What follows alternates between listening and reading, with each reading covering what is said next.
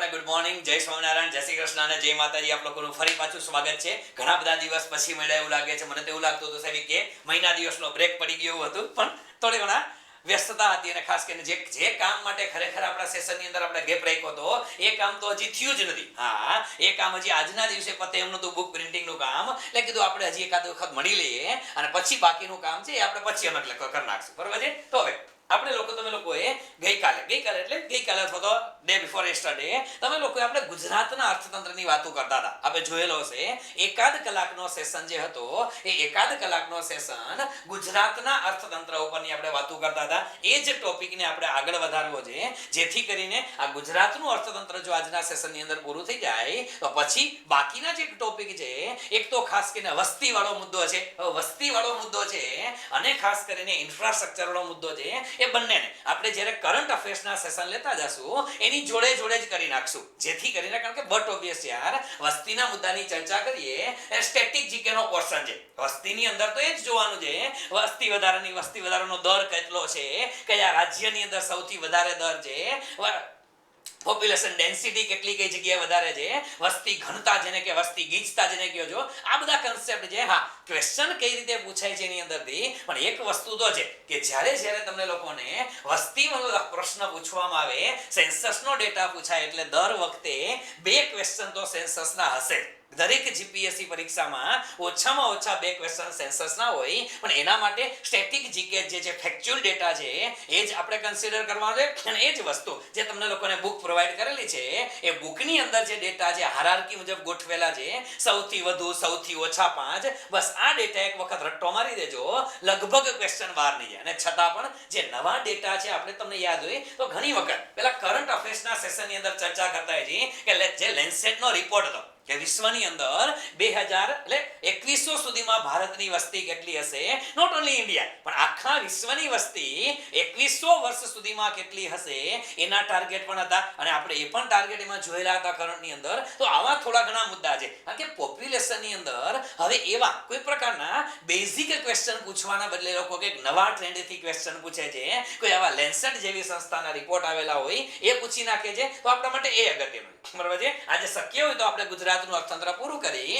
અને routine concept જે છે આપણો ઇકોનો એને આપણે પૂર્ણ કરશું. બરાબર છે? તો આજના સેશનની અંદર હવે આપણે લોકોએ જે પહેલા સેશનની અંદર ચર્ચા કરેલી હતી એ ચર્ચા પહેલી વાત હતી મિત્રો ગુજરાતની પ્રથમ હેરિટેજ ટુરિઝમ પોલિસીની વાત કરેલી હતી. આ ખાસ યાદ રાખજો કારણ કે પ્રથમ હેરિટેજ પોલિસી છે અને એટલા માટે કોમ્પિટિટિવ એક્ઝામિનેશનના પોઈન્ટ ઓફ વ્યૂથી પણ અગત્યનું છે. આ કે ગુજરાત સરકારે પહેલી વખત આ પોલિસી ડિક્લેર કરેલી છે એટલા માટે પણ ઇમ્પોર્ટન્ટ છે. અને સાથે સાથે સમયગાળો છે શું નહીં. અને બીજી વસ્તુ મિત્રો ખાસ જોજો કે આ પોલિસી છે ને એ પોલિસીના સંદર્ભમાં માત્ર અને માત્ર ટુરિઝમ માટે નહીં, પણ અહીંયા જે બિઝનેસ મોડેલ અપનાવેલું છે ટુરિસ્ટ માટેનું જે બિઝનેસ ટુરિઝમ મોડેલ કહેવામાં આવે છે, એ બિઝનેસ ટુરિઝમ મોડેલ પણ આપણે કીધું હતું કયું માઇસ છે. અને માઇસની અંદર એમ શું છે, આઈ શું છે, સી શું છે અને ઈ શું છે, આ મુદ્દાને પણ ધ્યાનમાં રાખજો કારણ કે પરીક્ષાની અંદર આના પ્રશ્ન પણ આવે છે. કારણ કે આ બધા છે મિત્રો એક કોર્નરિંગ ક્વેશ્ચન છે.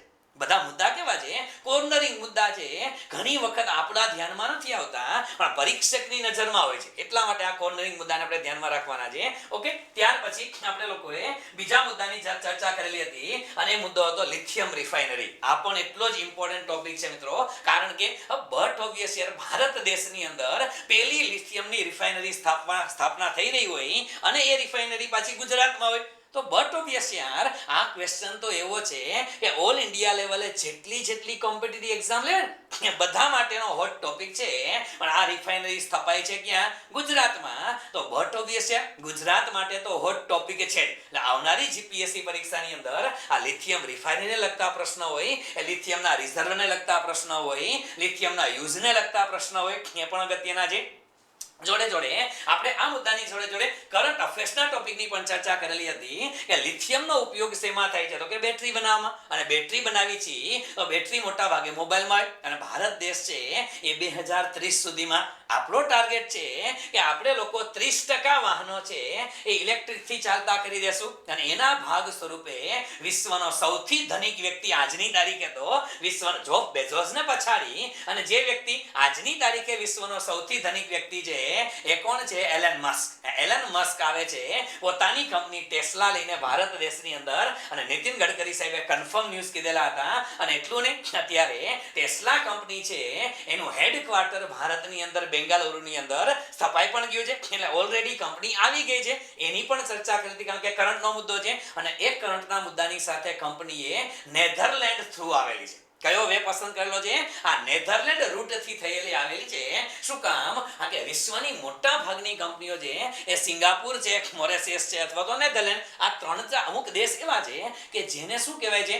ટેક્સ હેવન કન્ટ્રી કહેવાય છે. શું કહેવાય છે? Tax heaven country. એટલે વિશ્વમાં જેટલી જાયન્ટ કંપની છે મિત્રો, એ જાયન્ટ કંપનીઓના મોટા ભાગના હેડક્વાર્ટર છે એ તમને નેધરલેન્ડમાં જોવા મળે, એ તમને મોરેશિયસમાં જોવા મળે, એ સિંગાપુરમાં જોવા મળે. શું કામ? ત્યાંથી કંપની આવે છે. એ મોટા ભાગે આ દેશ એવા છે કે જેની સાથે વિશ્વના તમામ દેશોએ ડબલ ટેક્સેશન અવોઇડન્સ એગ્રીમેન્ટ કરેલા હોય. કેવા? ડબલ ટેક્સેશન અવોઇડન્સ એગ્રીમેન્ટ ભારતે પણ કરેલા છે નેધરલેન્ડ જોડે. એટલા માટે નેધરલેન્ડના રૂટથી ટેસ્લા અહીંયા ભારતમાં આવેલી છે એ મુદ્દાની પણ આપણે ચર્ચા કરેલી હતી. ઓકે, આજે નવા મુદ્દાથી આપણે શરૂઆત કરી. આઈ થિંક આ મુદ્દો બાકી જ છે, મને એક્ઝેક્ટ આઈડિયા નથી, પણ આ મુદ્દાથી આપણે શરૂઆત કરીએ. અને આ મુદ્દો એટલે સૌથી વધુ અગત્યનો મુદ્દો છે, પરીક્ષાના પોઈન્ટ ઓફ વ્યૂથી પૂછી શકાય એવો મુદ્દો છે. શું છે? કે Gujarat government sign MOU with Vedanta group. કયા ગ્રુપ સાથે? વેદાંતા ગ્રુપ સાથે ગુજરાત સરકારે MOU કરેલા છે અને સેના માટે કરેલા છે. Okay, zinc smelter. સેના માટે ઝિંક સ્મેલ્ટર સ્થાપવા માટે મિત્રો આ આખવણ અગત્યનું છે. અને ખાસ યાદ રાખજો, આ વેદાંતા ગ્રુપ છે ને બહુ મોટું ગ્રુપ છે અને વેદાંતા ગ્રુપની જે કંપની છે એનું નામ તો શું છે? એ કંપની છે મિત્રો હિન્દુસ્તાન ઝિંક છે. આ તમે નામ સાંભળેલું હશે. કરંટનો મુદ્દો છે મિત્રો.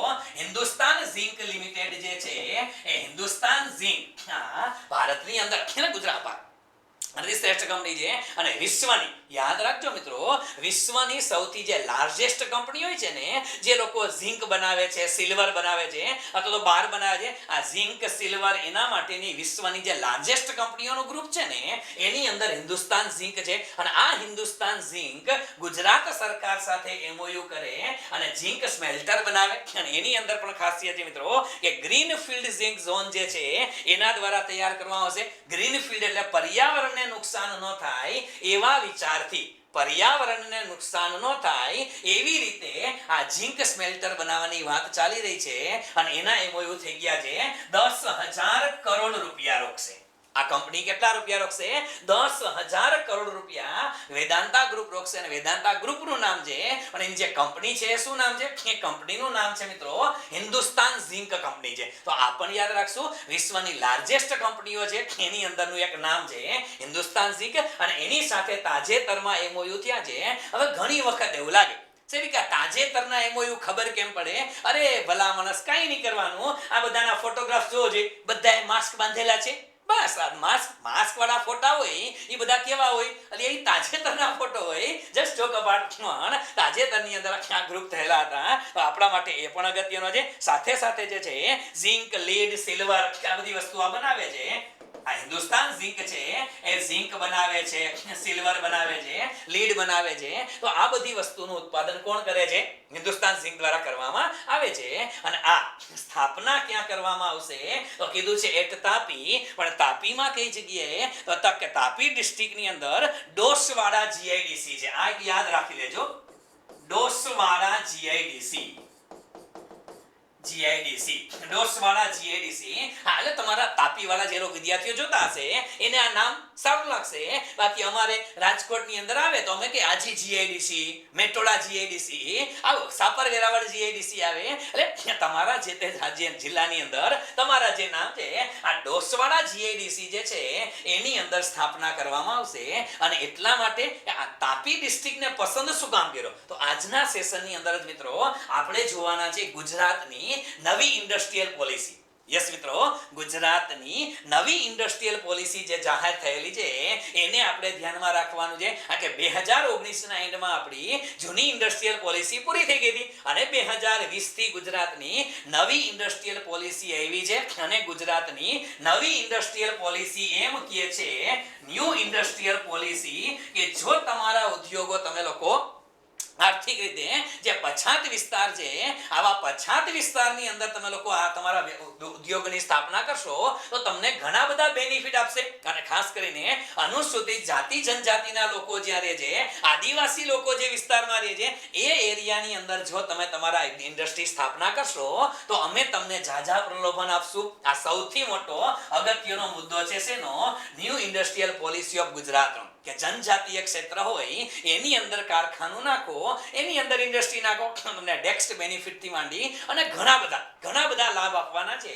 એટલા માટે આ જે ઝિંક સ્મેલ્ટર છે ને મિત્રો, એ ક્યાં નાખવામાં આવે છે? તો કે ડોસવાડા જીઆઈડીસી, તાપી ડિસ્ટ્રિક્ટ ની અંદર આવેલું છે ડોસવાડા જીઆઈડીસી, અને એક સ્ટ્રેટેજિક લોકેશન છે. શું કામ? આપને બધાને ખબર છે કે આજુબાજુમાં, તાપીની આજુબાજુમાં સૌથી વધુ અગત્યના સેન્ટર કયા કે બે સેન્ટર છે. એક તો કયું છે? હજીરા પોર્ટ છે, બીજું મગદલ્લા. મગદલ્લા ને હજીરા પોર્ટ છે. તો હજીરા અને મગદલ્લાના બંનેના વચ્ચેના લોકેશનની અંદર છે. એટલે આમ તમે જાઓ ને તો હજીરા પોર્ટ જે છે સુરત થી આગળ, આપણે બધાને ખબર છે, અને મગદલ્લા હજીરાથી 110 કિલોમીટર છે અને મગદલ્લાથી 90 કિલોમીટર છે. મગદલ્લાથી કેટલું છે? આ 90 કિલોમીટર છે અને હજીરાથી 110 કિલોમીટરના ડિસ્ટન્સે આપેલું છે. એટલે શું થાય કે ટ્રાન્સપોર્ટેશનની જે વ્યવસ્થા છે એ પણ સારી થશે અને જ્યારે એક્સપોર્ટ ઇમ્પોર્ટનો પ્રશ્ન આવે ત્યારે પણ સરળતાથી થઈ શકશે. ગુજરાતની અંદર છે અને ગુજરાત સરકાર સાથે એમઓયુ થયા છે, તો બટ ઓબ્વિયસ છે કે જ્યારે આપણે ગુજરાતના અર્થતંત્રની વાતો કરતા હોય તો આ મુદ્દાને કન્સિડર કરવો જ પડે મિત્રો. એટલા માટે આ ઇમ્પોર્ટન્ટ છે. ઠીક છે? અને ખાસ કરીને આનો જે ફર્સ્ટ ફેઝ છે એ પણ એને જાહેરાત કરેલી છે કે લગભગ 36 મહિનાની અંદર આનો પહેલો ફેઝ છે એ શરૂ થઈ જશે. 36 મહિનાની અંદર ફર્સ્ટ ફેઝ છે એ શરૂ થઈ જશે. એટલે આજના દિવસે, હવે આ વર્ષે તો લાસ્ટ 2020 માં એમઓયુ થયા છે, એન્ડિંગમાં 2020 એન્ડમાં એમઓયુ થયા. 3 વર્ષ પછી એટલે 2022 એન્ડ સુધીમાં શરૂ થશે. અત્યારે તો કરંટ અફેર્સ છે. શું કામ? એમઓયુ થયા છે.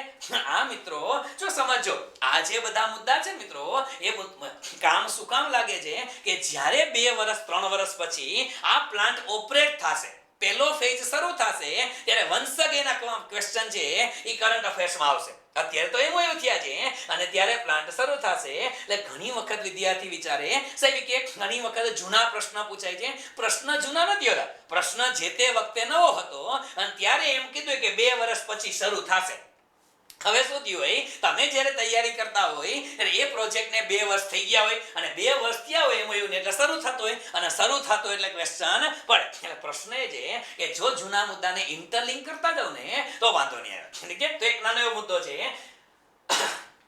સોરી, એને પણ આપણે ધ્યાનમાં રાખવાનો છે. ત્યાર પછી આના કરતા વધારે અગત્યનો મુદ્દો મિત્રો, અને દરેક કોમ્પિટિટિવ એક્ઝામિનેશન માટે, એ પછી તમે ચાહે ક્લાસ 3 ની તૈયારી કરતા હોય તોય ભલે અને બીજી કોઈ પણ તૈયારી કરો, એના માટે અગત્યનો મુદ્દો કયો? કે ગ્લોબલ ગુજરાત વાઇબ્રન્ટ સમિટ. યાદ રાખજો મિત્રો, ગ્લોબલ ગુજરાત વાઇબ્રન્ટ સમિટ. ગુજરાતમાં વિદેશી કંપનીઓ આવે. યસ, ગુજરાતમાં વિદેશી કંપનીઓ આવે એટલા માટે જે તે સમયે, એટલે કે વર્ષ 2003 થી, કયા વર્ષથી? વર્ષ 2003 માં તત્કાલીન ચીફ મિનિસ્ટર હતા. આપને ખબર છે એ વખતે વર્ષ 2003 ની અંદર ગુજરાતના ચીફ મિનિસ્ટર નરેન્દ્ર મોદી સાહેબ હતા. આ નરેન્દ્ર મોદી સાહેબ જ્યારે ચીફ મિનિસ્ટર હતા ત્યારે ગુજરાતમાં વિદેશી કંપનીઓને લઈ આવવા માટે, ગુજરાતને એક ઇન્ડસ્ટ્રીયલ હબ બનાવવા માટે ગ્લોબલ ગુજરાત વાઇબ્રન્ટ સમિટના આયોજન થતા હતા મિત્રો.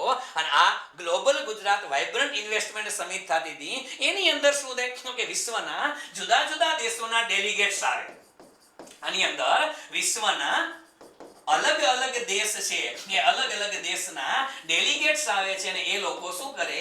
ગુજરાત સરકાર સાથે એમઓયુ કરે. હા, ડેલિગેટ્સ આવે એટલે બટ ઓબ્વિયસ છે, એ લોકોને બોલાવવામાં આવે, ડેલિગેટ્સને કહેવામાં આવે કે જો તમે ગુજરાતની અંદર ઇન્વેસ્ટમેન્ટ કરશો તો અમે તમને આટલા પ્રલોભનો આપશું. હા, અમે તમને આટલી સગવડતા આપશું. આવી વાત જ્યારે કરવામાં આવે, તમે આટલા પ્રલોભન આપશો, આ વાત કરે એટલે શું થાય? મોટા ભાગની જે ફોરેન કંપની છે એ પોતાના પ્લાન્ટ ક્યાં નાખે? ગુજરાતમાં નાખે છે. કારણ કે દરેક રાજ્યની પોતાની ઇન્ડસ્ટ્રીયલ પોલિસી હોય છે, દરેક રાજ્યના પોતાના એજન્ડા હોય છે. અને ગુજરાત આપણે આમે ખબર છે પહેલેથી આપણે લોકો બિઝનેસની અંદર વધારે માનીએ છીએ, બિઝનેસ ઓરિએન્ટેડ પીપલ છે ગુજરાતની અંદર. એટલા માટે બિઝનેસનો વિકાસ થાય, મોટા મોટા ઉદ્યોગો આવે અને વર્લ્ડ લેવલની કંપની આવે. આવા હેતુથી 2003 થી ગુજરાતમાં global Gujarat vibrant investment summit, શું કહેવાય છે? ગ્લોબલ ગુજરાત વાઇબ્રન્ટ ઇન્વેસ્ટમેન્ટ સમિટનું આયોજન થાય છે. આ સમિટ જે છે એ દર 2 વર્ષે આયોજન થાય છે. કેટલા વર્ષે? દર 2 વર્ષે આયોજન થાય છે.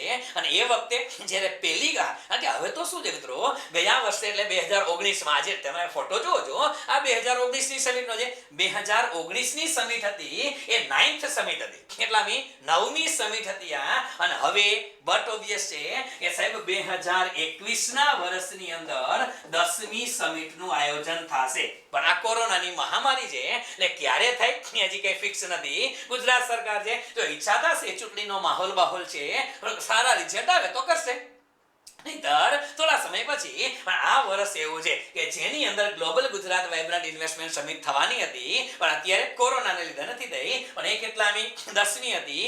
છેલ્લે યોજાઈ ગઈ મહાત્મા મંદિર ખાતે. કેટલામી? 9મી હતી. હવે એની અંદર આપણે એટલું યાદ રાખવાનું, અમુક સ્ટેટિક જીકે ના પોર્શન આપણે યાદ રાખવાના. અને એ સ્ટેટિક જીકે ના પોર્શન એટલે કયા? તો કે આ સમિટનું આયોજન. હવે એટલા બધા સ્ટેટિક જીકે નથી પૂછાતા કે પહેલી ક્યાં યોજાણી હતી, બીજી સાયન્સ સિટીમાં યોજાણી હતી. હા, કે પહેલી સમિટ છે એ અમદાવાદ અને સુરત 2 જગ્યાએ હતી. અમદાવાદ અને સુરત 2 જગ્યાએ યોજાણી હતી. અને એની અંદર પણ જે તે વખતે અમદાવાદ ખાતે જે સમિટ હતી, પહેલી સમિટની વાત કરું, ફર્સ્ટની, આ અમદાવાદ ખાતે જે ફર્સ્ટ સમિટ હતી એની અંદર ઉદ્ઘાટન કોને કરેલું હતું? તો જે તે વખતે નાયબ વડાપ્રધાન હતા. કોણ? લાલકૃષ્ણ અડવાણી સાહેબ. તો લાલકૃષ્ણ અડવાણી સાહેબે કીધું હતું. અને એ વખતે સુરત ખાતેની જે મીટિંગ હતી એ વખતે તત્કાલીન ફાઇનાન્સ મિનિસ્ટર હતા જસવંતસિંહ. તો જસવંતસિંહે કઈ જગ્યાએ? સુરતમાં. સુરતની અંદર ઓપનિંગ કરેલું હતું જસવંતસિંહે. અને અમદાવાદની અંદર ઓપનિંગ કરેલું હતું કોને? તત્કાલીન નાયબ વડાપ્રધાન લાલકૃષ્ણ અડવાણી સાહેબે. તો આ સ્ટેટિક જીકે ના પોર્શન છે, હા, યાદ રાખવા પૂરતા રાખવાના. કે બંને મહાનુભાવો પહેલી મીટિંગમાં આવ્યા હતા, બીજી મીટિંગ સાયન્સ સિટી સાથે સ્થાપવામાં આવી હતી, ત્રીજી મીટિંગ, ચોથી ગ્લોબલ સમિટ. આવી રીતે ધીમે ધીમે હવે બધી વાઇબ્રન્ટ સમિટ થાય છે. એ બધી ક્યાં થાય છે? તો કે મહાત્મા મંદિર ખાતે યોજવામાં આવે છે. શું કામ? આપણે ગઈકાલે જ કીધું પેલા કે 5000 લોકોની કેપેસિટી વાળો જે મહાત્મા મંદિરનો જે આખો ઓડિટોરિયમ છે, 5000 લોકોની કેપેસિટી છે. એટલે વિશ્વના મોટા મોટા ડેલિગેટ્સ આવે. મોટી જગ્યા છે. આ મોટી જગ્યા ક્યાં મળે છે ગુજરાતમાં? તો કે મહાત્મા મંદિરે મળે છે. એટલી વસ્તુ આપણે યાદ રાખશું. બરાબર છે? અત્યાર સુધીમાં 9 સમિટ થઈ ગઈ છે. અને 9મી સમિટ પરીક્ષાની અંદર ક્યાંક પૂછી શકાય છે મિત્રો કે જે ગ્લોબલ ગુજરાત વાઇબ્રન્ટ સમિટ હતી એનું સ્લોગન શું હતું? અથવા તો આ સમિટ જે છે એ સમિટનો કેચવર્ડ શું હતો? આ સમિટનો કેચવર્ડ હતો શેપિંગ અ ન્યૂ ઇન્ડિયા. કયો હતો? Shaping a new India. હવે જ્યાં સુધી મને લાગે છે કે આપણી લોકોની જીપીએસસી 1-2 પરીક્ષા લેવાય ત્યાં સુધીમાં લગભગ ચાન્સીસ છે નહીં, કારણ કે ચૂંટણીની વ્યસ્તતા છે, કોરોનાની મહામારી છે. એટલે હવે આ વાઇબ્રન્ટ સમિટ અત્યારે થવાની નથી. તો અત્યારની જીપીએસસી માં આપણે આ એક જ શબ્દ યાદ રાખવાનો છે, 2019 એટલે કેટલામી સમિટ હતી આ ભાઈ? ઓકે, 9મી સમિટ હતી. અને આ 9મી સમિટનું સ્લોગન સૂત્ર શું હતું? શેપિંગ અ ન્યૂ ઇન્ડિયાનું સૂત્ર હતું. 2019 માં થઈ ગઈ હતી. ગુજરાતની અંદર દર વખતે એકાદો ક્વેશ્ચન વાઇબ્રન્ટ સમિટ નો હોય છે.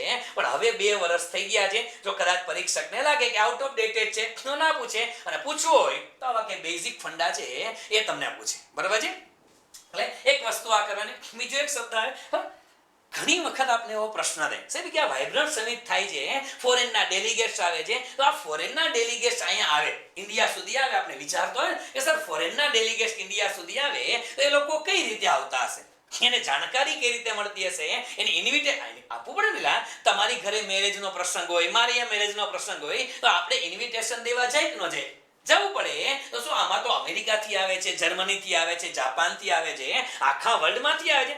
અને આખા વિશ્વના MOU અત્યારે આપને ખબર છે કે global Gujarat vibrant investment summit જે છે આ સમિટના અંદર અનુસંધાને અમદાવાદથી આગળ સાણંદમાં આપને ખબર છે સાણંદની અંદર મોટી મોટી કંપનીઓના ઇન્વેસ્ટમેન્ટ થયેલા છે. જો કે ઇન્વેસ્ટમેન્ટ થયા છે પણ હવે MOU થઈ ગયા છે. પૈસા એ લોકોએ રોયકા નો રોયકા પછીનો પ્રશ્ન છે.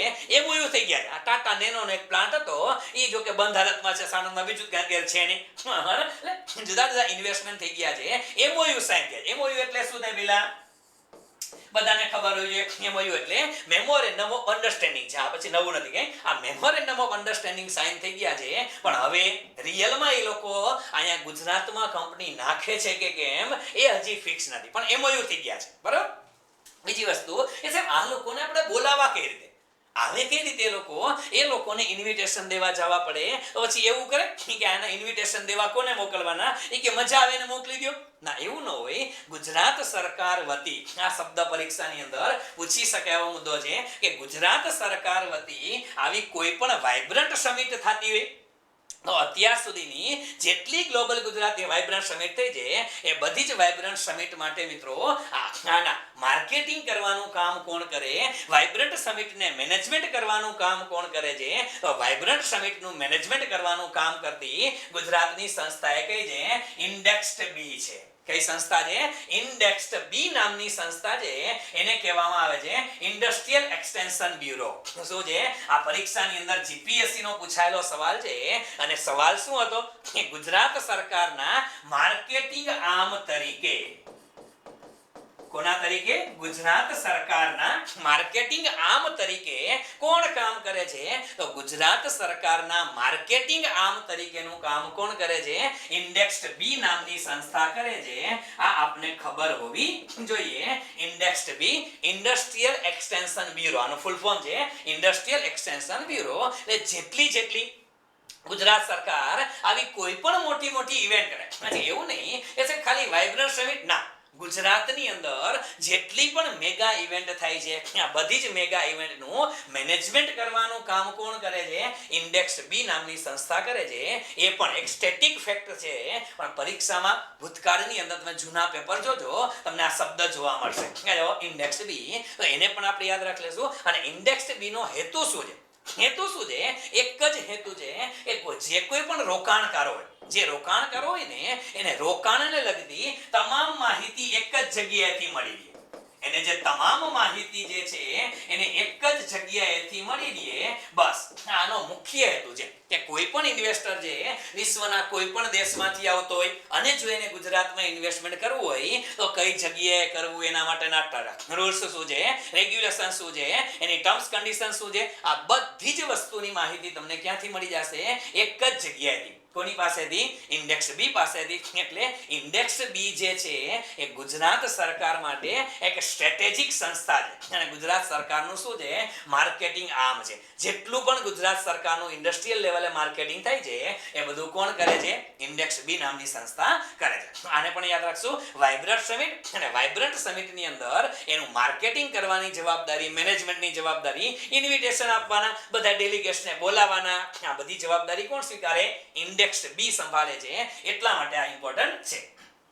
ઓકે, ત્યાર પછી સૌથી વધુ અગત્યનો મુદ્દો મિત્રો કે અત્યારે તાજેતરની અંદર લાઇમલાઇટમાં છે અને as a infrastructure point of view થી પણ આપને લોકોને ખબર હોવી જોઈએ. અને એ મુદ્દો એટલે કયો? તો કે કચ્છના રણની અંદર. યસ મિત્રો, તાજેતરમાં 15 ડિસેમ્બરે લાસ્ટ યર 15 ડિસેમ્બરે નરેન્દ્ર મોદી સાહેબે જે હાઇબ્રિડ સોલાર પાર્ક, હાઇબ્રિડ પાર્કનું જે ઉદ્ઘાટન કરેલું, એ હાઇબ્રિડ રિન્યુએબલ એનર્જી પાર્ક જે છે એ પાર્ક લાઇમલાઇટમાં છે. પરીક્ષાની અંદર ડેમ શ્યોર કહું છું મિત્રો, આનો સવાલ પૂછાવાના ચાન્સીસ છે ચાન્સીસ. એનું કારણ છે કે આ પ્રકારનો જે પ્લાન્ટ છે એ એક તો વસ્તુ કે ગુજરાત માટે જેને કહી શકાય, હા ગુજરાતની અંદર પહેલા સોલાર પાવર પ્લાન્ટ નહોતા, એવું નહીં. ચાણસ્કા ખાતે આપણે ખબર છે સૌથી પહેલો સોલાર પ્લાન્ટ હતો. આગળ કદાચ આવશે તો ચર્ચા કરશું આપણે. પણ અત્યારે જે લાઇમલાઇટમાં છે મિત્રો એ કયો છે કે ખાસ યાદ રાખજો, 30 ગીગાવોટ 30 ગીગાવોટ એટલે 30,000 મેગાવોટ કયો કે 30 ગીગાવોટ કયો. આ 30 ગીગાવોટનો પ્લાન્ટ જે છે ને મિત્રો એ નાખવાનો પ્લાન્ટ હતો 15મી ડિસેમ્બર 2020 ના રોજ નરેન્દ્ર મોદી સાહેબે ઓપનિંગ કર્યો હતો 30 ગીગાવોટનો પ્લાન્ટ. અને આમાં આપને ખબર છે કે ભારતનો ટાર્ગેટ આ યાદ રાખજો, ભારતે 2022 સુધીમાં આપણો ટાર્ગેટ શું છે મિત્રો કે આપણે 175 ગીગાવોટ એનર્જી જે છે એનું ઉત્પાદન કરશું. શેમાંથી તો કે રિન્યુએબલ સોર્સમાંથી. શેમાંથી? યા તો સોલાર પાવર પ્લાન્ટમાંથી કરશું, યા તો વિન્ડ પાવરમાંથી કરશું, યા તો સ્મોલ હાઇડ્રો પાવરનો ઉપયોગ કરશું. આ કરશું તો આ બધા પ્લાન્ટ છે 175. હવે સરકારે એવું કીધું કે આગળ જતા 2030 સુધીમાં આપણે 450 ગીગાવોટ કેટલા 450 ગીગાવોટનો ટાર્ગેટ ભારત સરકારે રાખેલો છે. અને એના અનુસંધાને હવે આ એક સારામાં સારું પગલું છે. ઘણાને વિચારે કે સાહેબ આ બધું આવડા મોટા પ્લાન્ટ છે એ નરેન્દ્ર મોદી સાહેબ છે એ કેમ ગુજરાતમાં લઈ આવે છે? ઘણાને પ્રશ્ન થાય. એટલે ઘણા લોકો પછી એમ કે સાહેબ ગુજરાતના છે એની પાસે એક હૃદય તો ગુજરાતનું છે એટલા માટે ના. યાર આવડા મોટા સોલાર પાવર પ્લાન્ટ નાખવા હોય ને તો સૌથી પહેલી જરૂરિયાત શેની પડે કે તમારી પાસે આટલી બધી લેન્ડ તો હોવી જોઈએ ને પેલા. કે સોલાર પાવર પ્લાન્ટ નખાશે, વિન્ડ પાવર પ્લાન્ટ નખાશે તો એટલી બધી લેન્ડ તમારી પાસે હોવી જોઈએ. હવે 1 લાખ હેક્ટર જેટલી લેન્ડની જરૂર પડે. 1 લાખ હેક્ટર જમીન એ ક્યાં હોય? અને એ પણ જમીન પાછી કેવી કે તમે ખેડૂતો પાસેથી લ્યો. 1 લાખ હેક્ટર જમીન તમે ખેડૂતો પાસેથી લ્યો તો સરકારનો ખર્ચ વધી જશે. બટ ઓબ્વિયસ છે ખેડૂતો કે ઓછા પૈસે જમીન આપે નો આપે.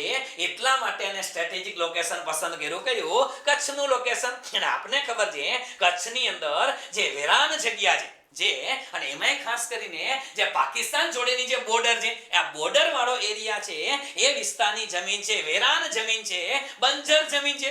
આ બંજર જમીનનો સદુપયોગ કરવામાં આવશે મિત્રો કે આમાંય એ જમીનમાં કઈ થતું નતું, એમાં કઈ ખેતી તો થતી નથી, એની અંદર ઇન્ડસ્ટ્રી નખાય એમ નતા. આ કે બાજુમાં બોર્ડર છે, એગ્રીકલ્ચરનો ડેવલપમેન્ટ નથી થાય એમ, અહીંયા ઇન્ડસ્ટ્રી નથી સ્થપાય એમ, અહીંયા લોકો રહેવા નથી જતા. તો આવી જમીનને કરવાનું શું? પેલા બંજર જમીન વર્ષો સુધી પડી દઈએ એના કરતા બેટર છે કે એની જગ્યાએ સારામાં સારા પ્લાન્ટ નખાય. એટલા માટે આ જે 30,000 મેગાવોટ એટલે કે વર્લ્ડનો લાર્જેસ્ટ છે. પણ લાર્જેસ્ટ કયા સેન્સમાં કહો છે? જો સમજો આપણે દર વખતે એવું થાય સાહેબ કે હમણાં થોડા સમય પહેલા તમે જ ભણાવેલું હતું અને મોદી સાહેબનો ફોટા સાથે હતું કે રેવા સોલાર પ્લાન્ટ છે. હવે રેવા પાર્ક જે છે એ આપણે કીધું કે એશિયાનો સૌથી લાર્જેસ્ટ, આ તમે કહો છો વર્લ્ડનો સૌથી લાર્જેસ્ટ. તમારે માનવાનું શું? ચોખવટ કરીને કહું કે આ વર્લ્ડનો લાર્જેસ્ટ ખરો પણ આ પ્રકાર માટે લાર્જેસ્ટ. હવે સાહેબ કે આ પ્રકાર એટલે કયા પ્રકાર? ક્યાંક ફટાફટ નોંધ કરતા જજો મિત્રો. આ પ્રકાર એટલે અહીંયા 2 પ્રકાર છે. અહીંયા જે પાવર પ્રોજેક્ટ છે ને મિત્રો, આ રિન્યુએબલ એનર્જી પ્લાન્ટ જે છે એ 2 પ્રકારના પાર્ક છે. પહેલો પાર્ક છે તમે લખી નાખો કે પહેલો પાર્ક છે એને હાઇબ્રિડ પાર્ક ઝોન કહે છે. આ પરીક્ષાની અંદર પૂછી શકાશે. પહેલો છે એ હાઇબ્રિડ પાર્ક ઝોન છે. પહેલો પાર્ક બનશે કયો બનશે? હાઇબ્રિડ પાર્ક ઝોન બનશે. અને હાઇબ્રિડ એટલે શું મિત્રો? તો કે આની અંદર વિન્ડ ફાર્મ પણ હશે અને સોલાર પણ હશે. યાદ રાખજો હાઇબ્રિડમાં શું હશે? વિન્ડ પણ છે અને સોલાર પણ છે. એટલે બંને દ્વારા એનર્જી ઉત્પાદન કરવામાં આવશે. ક્યાં? 2 ભાગ છે. આ જે પ્લાન્ટ નાખવામાં આવશે એમાં 2 પ્લાન્ટ છે. એક હાઇબ્રિડ છે અને બીજો કયો છે? એ અલગ છે. હાઇબ્રિડની અંદર 2, એની અંદર પવન ચક્કી પણ હશે અને સાથે એની અંદર શું હશે? સોલાર પેનલ પણ લગાવવામાં આવશે. બંને છે એટલે હાઇબ્રિડ કહેવામાં આવે છે. અને બીજો જે છે ને મિત્રો એ અગત્યનો છે એ એક્સક્લુઝિવલી વિન્ડ પાર્ક છે. કયો છે? Exclusive wind park. Exclusive wind park એટલે એનો અર્થઘટન શું થયો કે એ વિસ્તારની અંદર માત્ર અને માત્ર શું હશે? પવન ચક્કી જ હશે. પહેલામાં સોલાર પણ હશે અને પવન ચક્કી પણ હશે, બે મિક્સ હશે. અને બીજામાં એક્સક્લુઝિવ વિન્ડ પાર્ક હશે. એટલા માટે આ જે 2 ભેગા થયા કયા? એક તો હાઇબ્રિડ અને વિન્ડ પાર્ક, એ બેયને ભેગા કરો અને 1 લાખ હેક્ટર જેટલી જમીનમાં ભેગા કરો. આવી રીતે બનેલા પાર્ક જે વર્લ્ડમાં છે કેવા? હાઇબ્રિડ અને વિન્ડ બેયની રીતે બનેલા પાર્ક છે ને એવા પાર્કની કેટેગરીમાં આ વર્લ્ડમાં સૌથી લાર્જેસ્ટ છે. બરાબર છે. એટલે યાદ રાખજો દરેકમાં જે આપણે કે જે વર્લ્ડમાં લાર્જેસ્ટ છે, બિગેસ્ટ છે, એના ક્રાઇટેરિયા હોય. કયા ક્રાઇટેરિયામાં? ઓકે, એના હાઇબ્રિડ છે અને માત્ર વિન્ડ પણ છે. આ બંને છે અને આના કોન્ટ્રાક્ટ આપેલા કોને છે એ ક્યાંક તમે લોકો આની અંદર જગ્યાએ ચેકઆઉટ કરી નાખો છો. યસ, નહીં ભેગું થયા. ઓકે, નહીં મેળ પડે. ઓકે, આગળની જગ્યા જે છે જગ્યા આની અંદર નથી એટલે કાંઈ વાંધો નહીં. આને છે ને હું આમાં લખી નાખું, આની અંદર એડ કરાવી દઉં છું. તમે લોકો એક નાના નાના સ્ટેટિક જીકેના પોર્શન છે એને જરાક નોંધ કરી નાખો. આ પરીક્ષામાં લગભગ નહીં પૂછાય પણ છતાંય લખેલું હોય તો વાંચવા કામ લાગશે. ફટાફટ નોંધ કરી નાખો કે પહેલો ભાગ જે છે એ હાઇબ્રિડ પાર્ક. હાઇબ્રિડ પાર્ક જે છે તો લખી નાખો ઉપર હેડિંગ આપીને. હાઇબ્રિડ પાર્ક જે છે અને હાઇબ્રિડ પાર્ક માટે કોને કોને કોટેશન આપેલા છે અથવા કોને કોને કોન્ટ્રાક્ટ આપેલો છે ગુજરાતમાં એ પણ લખી નાખો. કેટલી જમીન આપશે એને પણ એક નોંધ કરી નાખો. આની અંદર અમુક ડેટા તો આપણી પાસે છે, અચ્છા નથી, કાંઈ વાંધો નહીં, લખાઈ દઉં છું. જે હાઇબ્રિડ પાર્ક જે ઝોન છે એની અંદર જે જમીન આપવાની છે એમાં હાઇબ્રિડ પાર્કની અંદર એ નોંધ કરી નાખો. યસ, એમાં Adani green energy limited, Adani આઈ કે ગુજરાત આવે એટલે અદાણી આવે જ પહેલા. અદાણી ગ્રીન એનર્જી લિમિટેડ એને 19,000 હેક્ટર જમીન મળશે. સમજો, 19,000 હેક્ટર જમીન અને 9,500 મેગાવોટનું ઉત્પાદન કરશે. અદાણી વાળા 19,000 હેક્ટર જમીન, 19,000 હેક્ટર જમીન અને એ ઉત્પાદન કેટલું કરશે તો કે 9,500 મેગાવોટ. 9,500 મેગાવોટ એટલે 1/3 તો એ પોતા કરી નાખવાના છે. આગળ બીજું છે સુઝલોન. હા, જેનું નામ તો સર્જન રિયાલિટીઝ છે પણ સુઝલોન તરીકે આપણે ઓળખીએ છીએ. રાજકોટના વ્યક્તિ છે તુલસીભાઈ તંતી, જેને જૂના જમાનામાં એનર્જી કિંગ કહેતા હતા. પવન ચક્કી જે છે ને ભારત દેશમાં એ મોટા ભાગની સુઝલોને શરૂ કરેલી હતી. એ લખી નાખો સુઝલોન ગ્રુપ. એને 9,500 હેક્ટર જમીન મળશે. 9,500 હેક્ટર જમીન અને એ 4,750 મેગાવોટ. 4,750 મેગાવોટ, 4,750 મેગાવોટનું ઉત્પાદન કરશે. ત્યાર પછી એનટીપીસી એ પણ લખી નાખો. NTPC national thermal power corporation, આપને ખબર છે. એને જમીન મળશે 9,500 હેક્ટર. એને પણ 9,500 હેક્ટર જમીન મળશે એનટીપીસી ને અને એ પણ ઉત્પાદન કરશે કેટલું? 4,750. કેટલું? 4,750 મેગાવોટ વીજળી ઉત્પાદન કરશે. ત્યાર પછી Gujarat industrial power company. Gujarat industrial power company આ સ્ટેટિક જીકે છે પણ પરીક્ષામાં કદાચ એકાદો શબ્દ પૂછાઈ જાય તો ખબર હોય છે.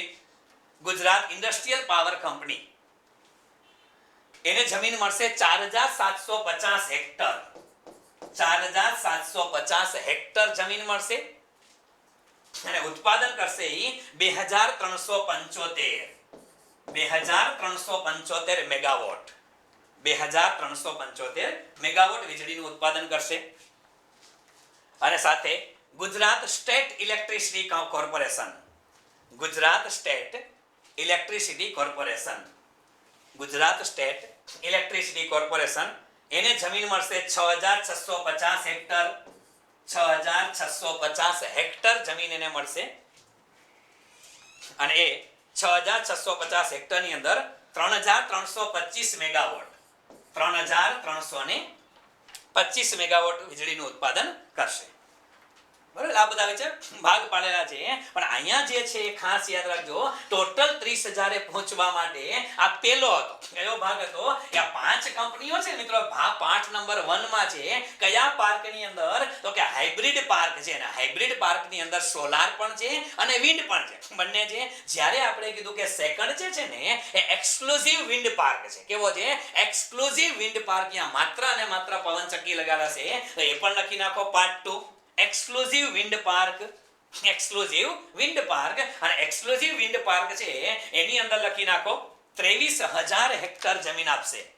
23,000 હેક્ટર જમીન છે અને કોને આપવામાં આવશે તો કે solar energy corporation of India.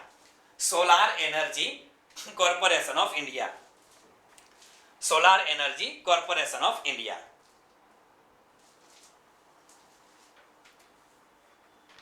બરાબર, એટલે બે ભાગની અંદર વહેંચાયેલો છે અને મેઇન વસ્તુ એ છે 30 ગીગાવોટ કીએ કે 30,000 મેગાવોટ કીએ આ કોન્ટ્રાક્ટ એનો છે. હવે એક વસ્તુ યાદ રાખશું કે આ બધી વસ્તુ હજી હવે આની અંદર એટલું બધું સ્ટેટિક જીકે પણ આપણે જવાની જરૂર નથી. જેવી કે પાકિસ્તાનની બોર્ડર થી 1 થી 6 કિલોમીટર છે, 1 થી 18 કિલોમીટરની અંદર વિસ્તાર પામશે, એટલું બધું નહીં. પણ આ પાવર આ જે રિન્યુએબલ એનર્જી પાર્ક છે એના માટે પહેલા તો ભારત સરકારનો ટાર્ગેટ 2022 સુધીમાં 175 ગીગાવોટ, 2030 સુધીમાં 450 ગીગાવોટ યાદ રાખવાના. હવે આપણે ગુજરાતમાં જે પાર્ક બનશે એમાં બે પ્રકારના પાર્ક છે, એને યાદ રાખશું, હાઇબ્રિડ અને એક્સક્લુઝિવ વિન્ડ પાર્ક છે. હાઇબ્રિડમાં કોણ કોણ છે, વિન્ડ પાર્કની અંદર કોણ કોણ છે અને કેટલી કેટલી લેન્ડ એની અંદર આપવાની છે, આટલી વસ્તુ આપણે યાદ રાખવાની છે. રિન્યુએબલ એનર્જી પાર્ક છે 30,000 મેગાવોટની કેપેસિટી છે. First of its a kind park with both wind and solar. જે કીધું ને કે વર્લ્ડનો લાર્જેસ્ટ છે, પણ લાર્જેસ્ટ એનર્જી પાર્ક એટલે કયો કે જે જગ્યાએ વિન્ડ એનર્જીનું પણ ઉત્પાદન થાય, પવન ચક્કી પણ લાગશે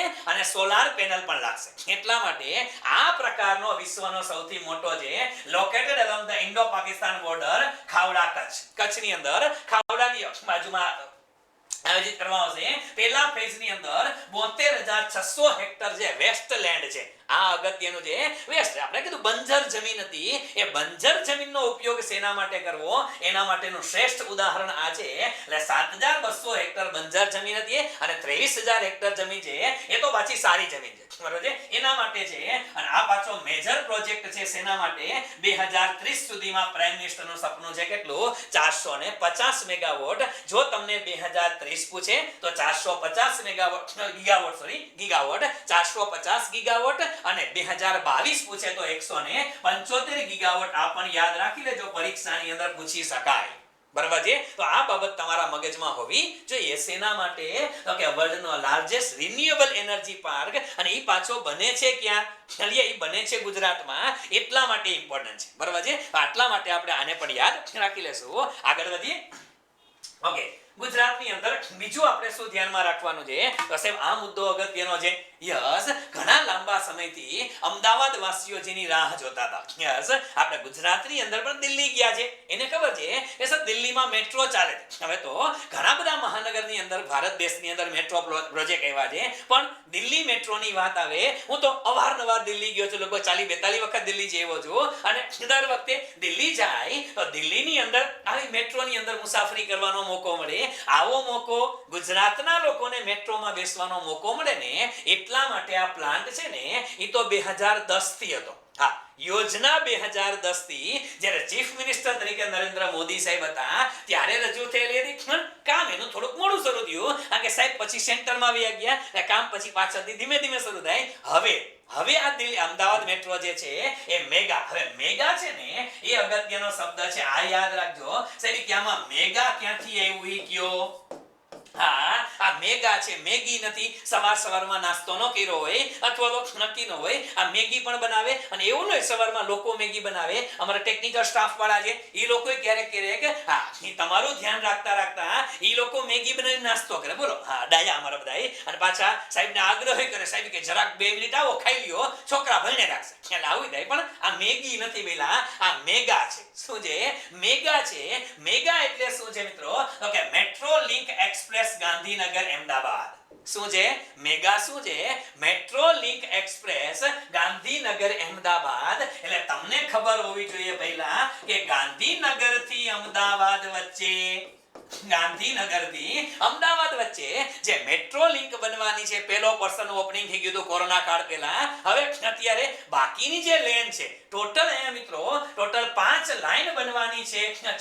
ઓકે, ટોટલ 5 લાઈન બનવાની છે અને આ 5 લાઈનની અંદર 53 સ્ટેશન હશે અને 83 કિલોમીટર છે. 83 કિલોમીટરની આ લેન બનવાની છે. હવે લેન 1 અત્યારે ધીમે ધીમે શરૂ થઈ છે, લેન 2, લેન 3 આ બધી શરૂ થઈ જશે. પણ ગુજરાતનો એક મહત્વાકાંક્ષી પ્રોજેક્ટ હતો જેના સપના જોયેલા હતા કોને?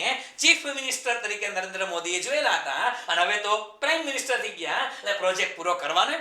જૂનો પ્રોજેક્ટ છે પણ પ્રશ્ન શું છે, તો ઘણી વખત આપણને લાગે સાહેબ આટલા 2010 નો પ્રોજેક્ટ કાં કરાવો? એટલે આ પ્રોજેક્ટ 2010 નો તો પૂરો હવે થાય છે.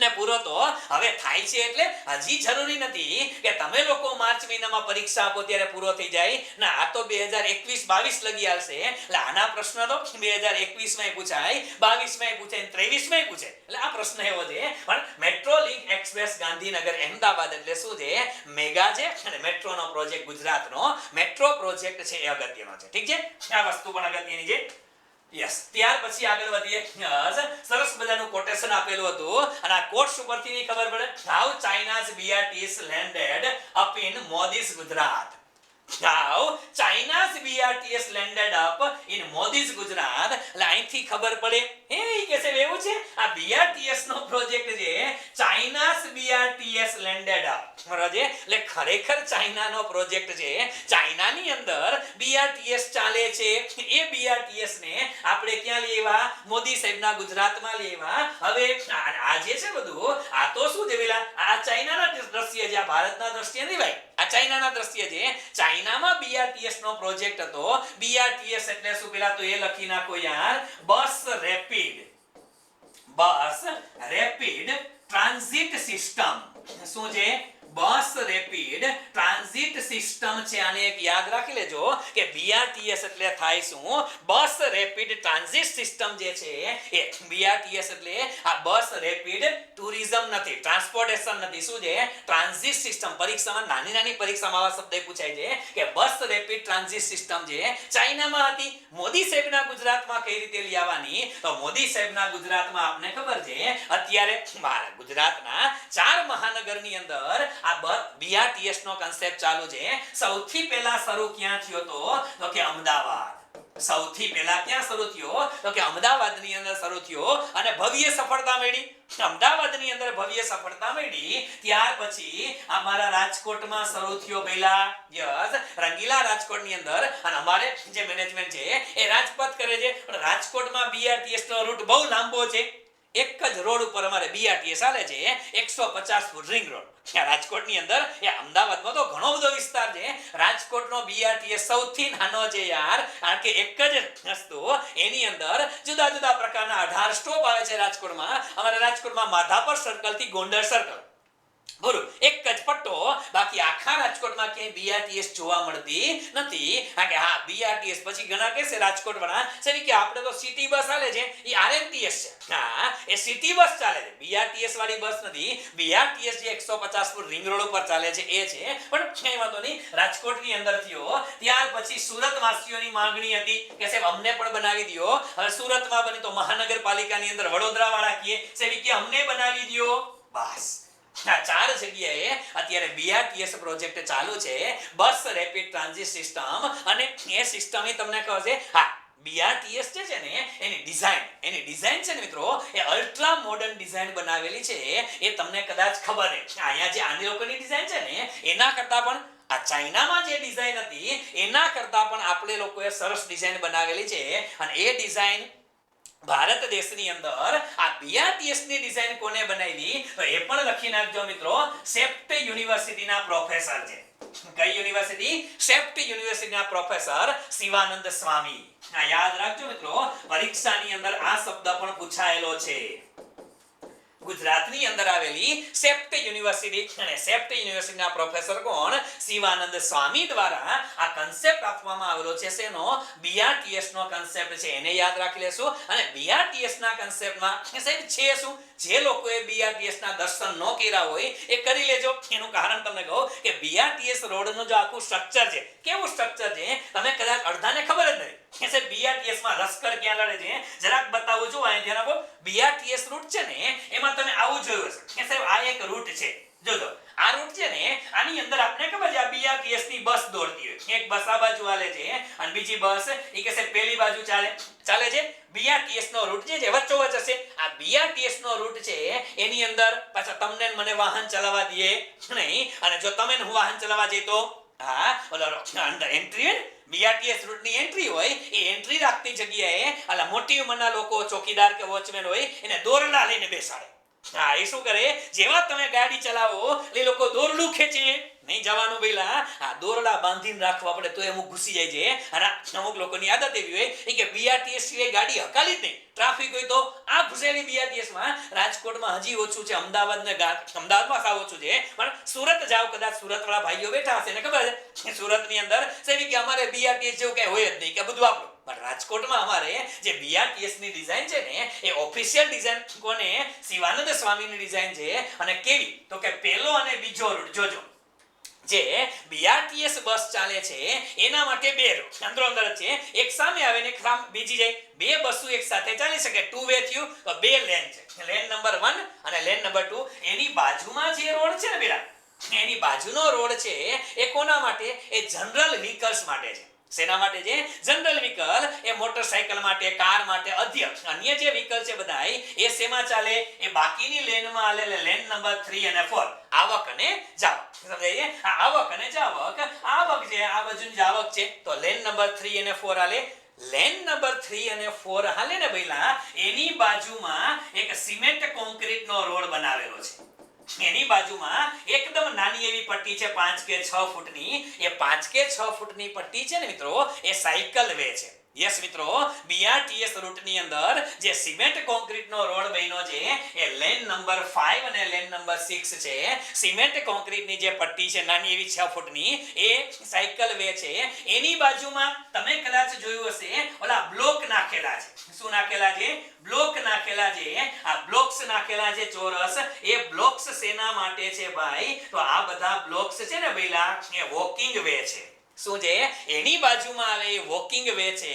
તો આ વોકિંગ વે એટલે લેન નંબર 7 અને લેન નંબર 8 છે.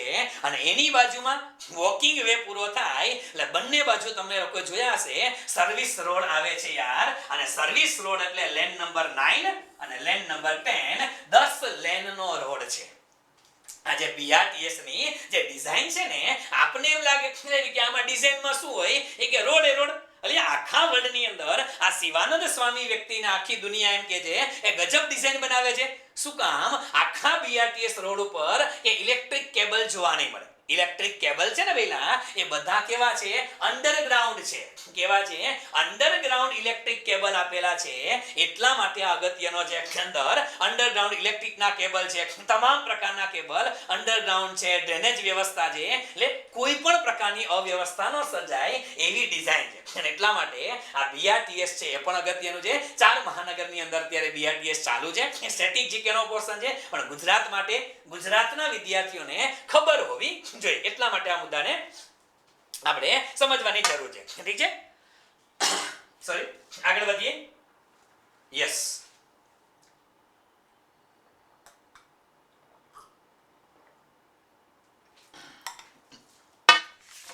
ગુજરાતનું અર્થતંત્ર જ્યારે ભણતા હોય ત્યારે સૌથી વધુ અગત્યનો મુદ્દો મિત્રો એટલે કયો, તો કે ગિફ્ટ સિટી ગાંધીનગર. યસ મિત્રો, પરીક્ષાના દ્રષ્ટિકોણથી હમણાં આ જે ગિફ્ટ સિટી છે, આ ઘણાને લાગે છે સાહેબ કે આ ખરેખર ગુજરાતનું ફોટો છે. આ ગુજરાતનું પ્રપોસ્ડ ફોટો છે. જો આ એક લખેલું છે ગિફ્ટ, લખેલું છે, દેખાતો હશે કદાચ. આ એક ગિફ્ટ છે. આ ગિફ્ટ સિટી ગાંધીનગર. સાહેબ ગાંધીનગરમાં આવું કઈ છે, અમુક ગાંધીનગર વાળા કહે છે સાહેબ કે અમે તો જોયું નથી. અને જે લોકો ગિફ્ટ સિટી બાજુ ગયા છે ગાંધીનગર વાળા, એને ખબર છે એ કે હા સાહેબ આવું અમે જોયું છે, પણ આટલું બધું ડેવલપમેન્ટ નથી. હા, હજી નથી થયું. પણ ગિફ્ટ સિટીનો જે ટાર્ગેટ છે ને મિત્રો, એ એક મલ્ટી ડાયમેન્શનલ એક સ્ટ્રક્ચર બનાવવાનો પ્રોગ્રામ હતો. કોનો, ગુજરાત સરકારનો. ગુજરાત સરકાર, એનું કારણ છે ગિફ્ટ સિટી શું છે મિત્રો. પહેલા તો એ તમને ખબર છે કે ગિફ્ટ સિટી એટલે થાય શું, Gujarat international financial tech city છે. શું છે, Gujarat international financial tech city.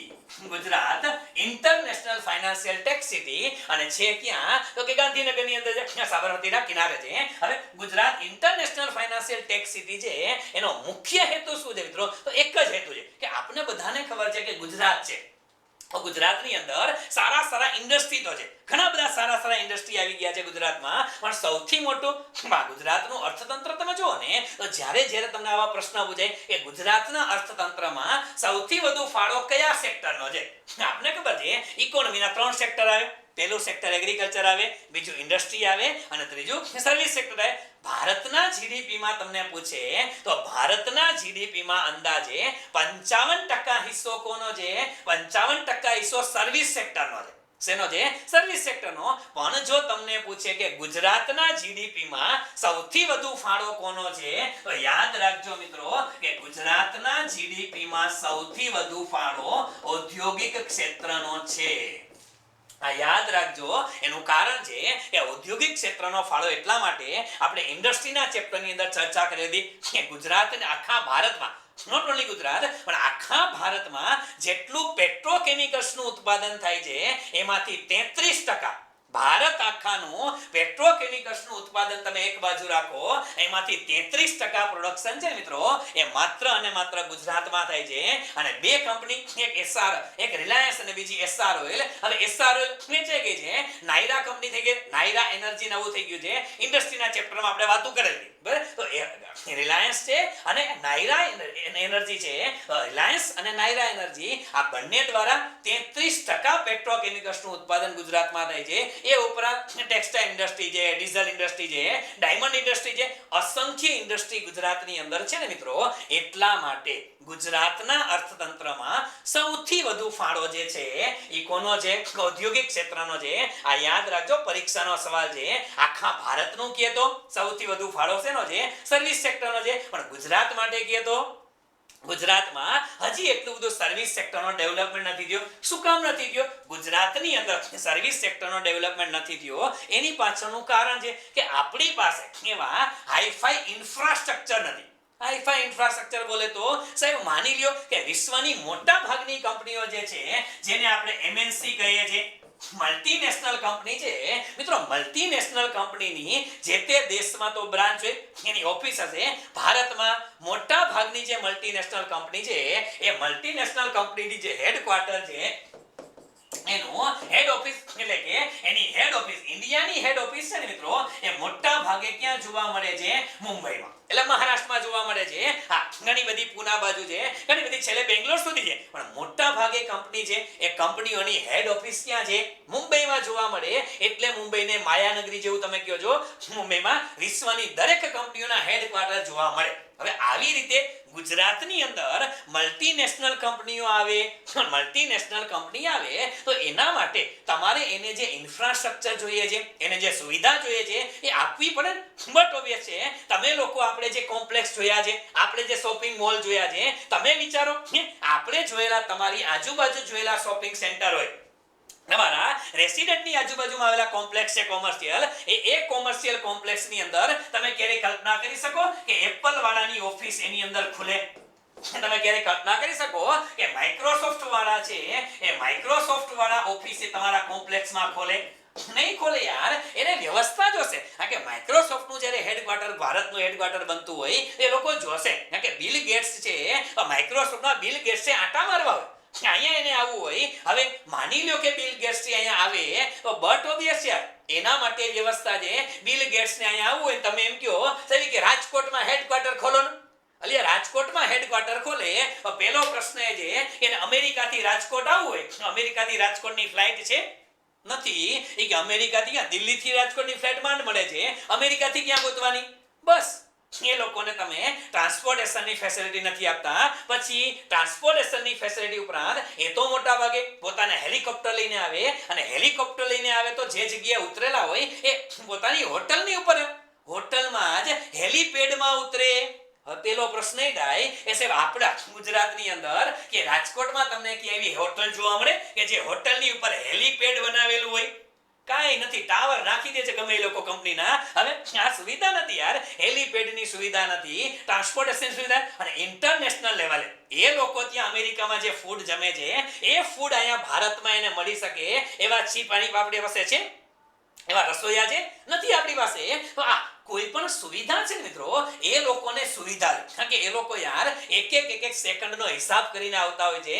એ આપણી જેમ હોય કે હાવ નવરા પડ્યા છે, આટો મારતા ડાયલા છે ના યાર. એ લોકો એક સેકન્ડનો હિસાબ કરીને ગણતરી કરીને ચાલતા હોય. તો એના માટે ટાઈમ કન્સ્ટ્રેન્ટ છે, એની સુવિધા કન્સ્ટ્રેન્ટ છે. આવા સંજોગોમાં પ્રોબ્લેમ થશે. જો તમે કોઈને કોઈ જગ્યાએ એવી વ્યવસ્થા છે કે જે જગ્યાએ કોઈ પણ પ્રકારની વ્યવસ્થા ન હોય, ઇન્ફ્રાસ્ટ્રક્ચર સારું ન હોય, એ જગ્યાએ કોઈ પણ કંપનીઓ નહીં આવે. અને આમે વિશ્વની જે મોટી મોટી એમએનસી છે ને, તમે જોજો મોટા ભાગની વિશ્વની એમએનસી છે એ ભારતની અંદર આવે અને મલ્ટીનેશનલ કંપની ભારતમાં હોટેલ ખોલે. તો ભારતમાં જે હોટેલનું મોડેલ છે એ અમેરિકાનું જે મોડેલ છે ને, એ જ મોડેલ એને ભારતમાં હોય. એ જ મોડેલ ભારતમાં જોવા મળે. આ રિયાલિટી છે. અને શું કામ? આ કે એની જે બ્રાન્ડ વેલ્યુ છે, એની બ્રાન્ડ વેલ્યુ છે ને, એનું ઇન્ફ્રાસ્ટ્રક્ચર છે, સુવિધા બધી અમેરિકાની ઓફિસમાં જે સુવિધા મળે એ સુવિધા એને ગુજરાતની ઓફિસમાં મળવી જોઈએ. હવે આ સુવિધા ગુજરાતમાં મળતી નહીં, બોમ્બેમાં મળતી. એટલે મોટા ભાગની કંપની ક્યાં જતી રહી? બોમ્બે જતી રહી. હવે એવી કંપનીઓ ગુજરાતમાં આવે. કેવી કંપનીઓ? મલ્ટીનેશનલ કંપની ગુજરાતની અંદર આવે, ફાઇનાન્સની કંપનીઓ ગુજરાતની અંદર આવે, ઇન્વેસ્ટમેન્ટ માટેની કંપનીઓ જે છે એ ગુજરાતની અંદર આવે. એવા હેતુથી ગુજરાત સરકાર દ્વારા એક પ્રોજેક્ટ લોન્ચ કરવામાં આવેલો હતો. અને આ પ્રોજેક્ટ એટલે કયો? કે ત્રીજી જે ગ્લોબલ ગુજરાત વાઇબ્રન્ટ સમિટ હતી, 2007 વાળી સમિટ હતી, એ 2007 વાળી સમિટમાં નરેન્દ્ર મોદી સાહેબે સપનું જોયેલું હતું કે ગાંધીનગરની અંદર એક ગિફ્ટ સિટી બનાવવું છે. શું બનાવવું છે? Gift city. નામ એવું આપ્યું gift city, Gujarat international financial tech city. આ ગિફ્ટ સિટી બનશે કઈ જગ્યાએ? ગુજરાતના ગાંધીનગરની અંદર બને છે. અને અત્યારે અડધું પડધું કન્સ્ટ્રક્શન છે એ થઈ ગયું છે, પણ સંપૂર્ણ ડેવલપ નથી થયું મિત્રો.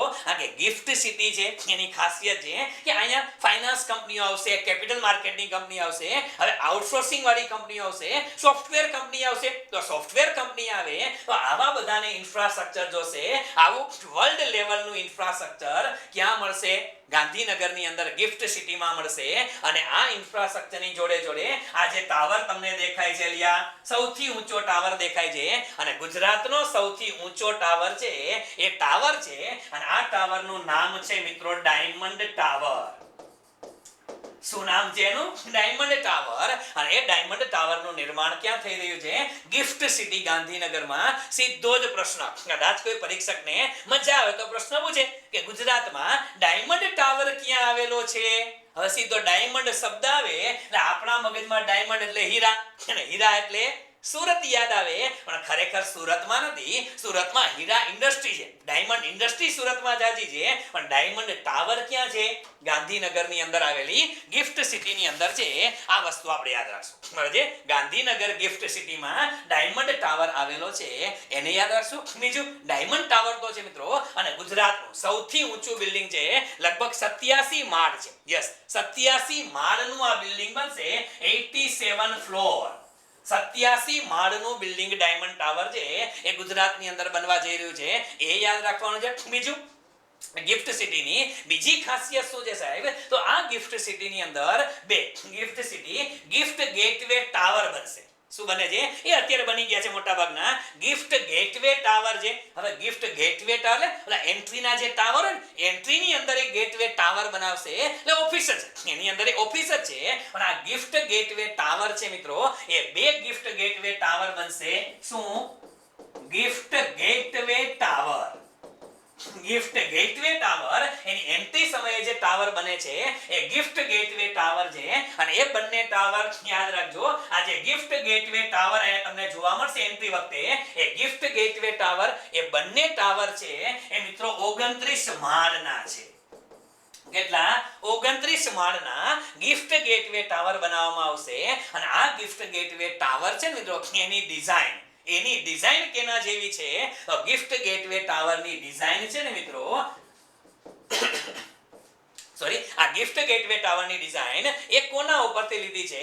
તો કે બુલંદ દરવાજા પરથી. ક્યાંથી? બુલંદ દરવાજા પરથી. અને બુલંદ દરવાજો તમે જોયો છે ને, ક્યાં આવે? ફતેહપુર સિકરીની અંદર આવે. આ ઇતિહાસનો પોર્શન છે, પણ ફતેહપુર સિકરીની અંદર આવેલો બુલંદ દરવાજો જે છે એ બુલંદ દરવાજાની જે ડિઝાઇન છે એ ડિઝાઇન ઉપરથી ગિફ્ટ ગેટવે ટાવરની ડિઝાઇન બનાવવામાં આવેલી છે.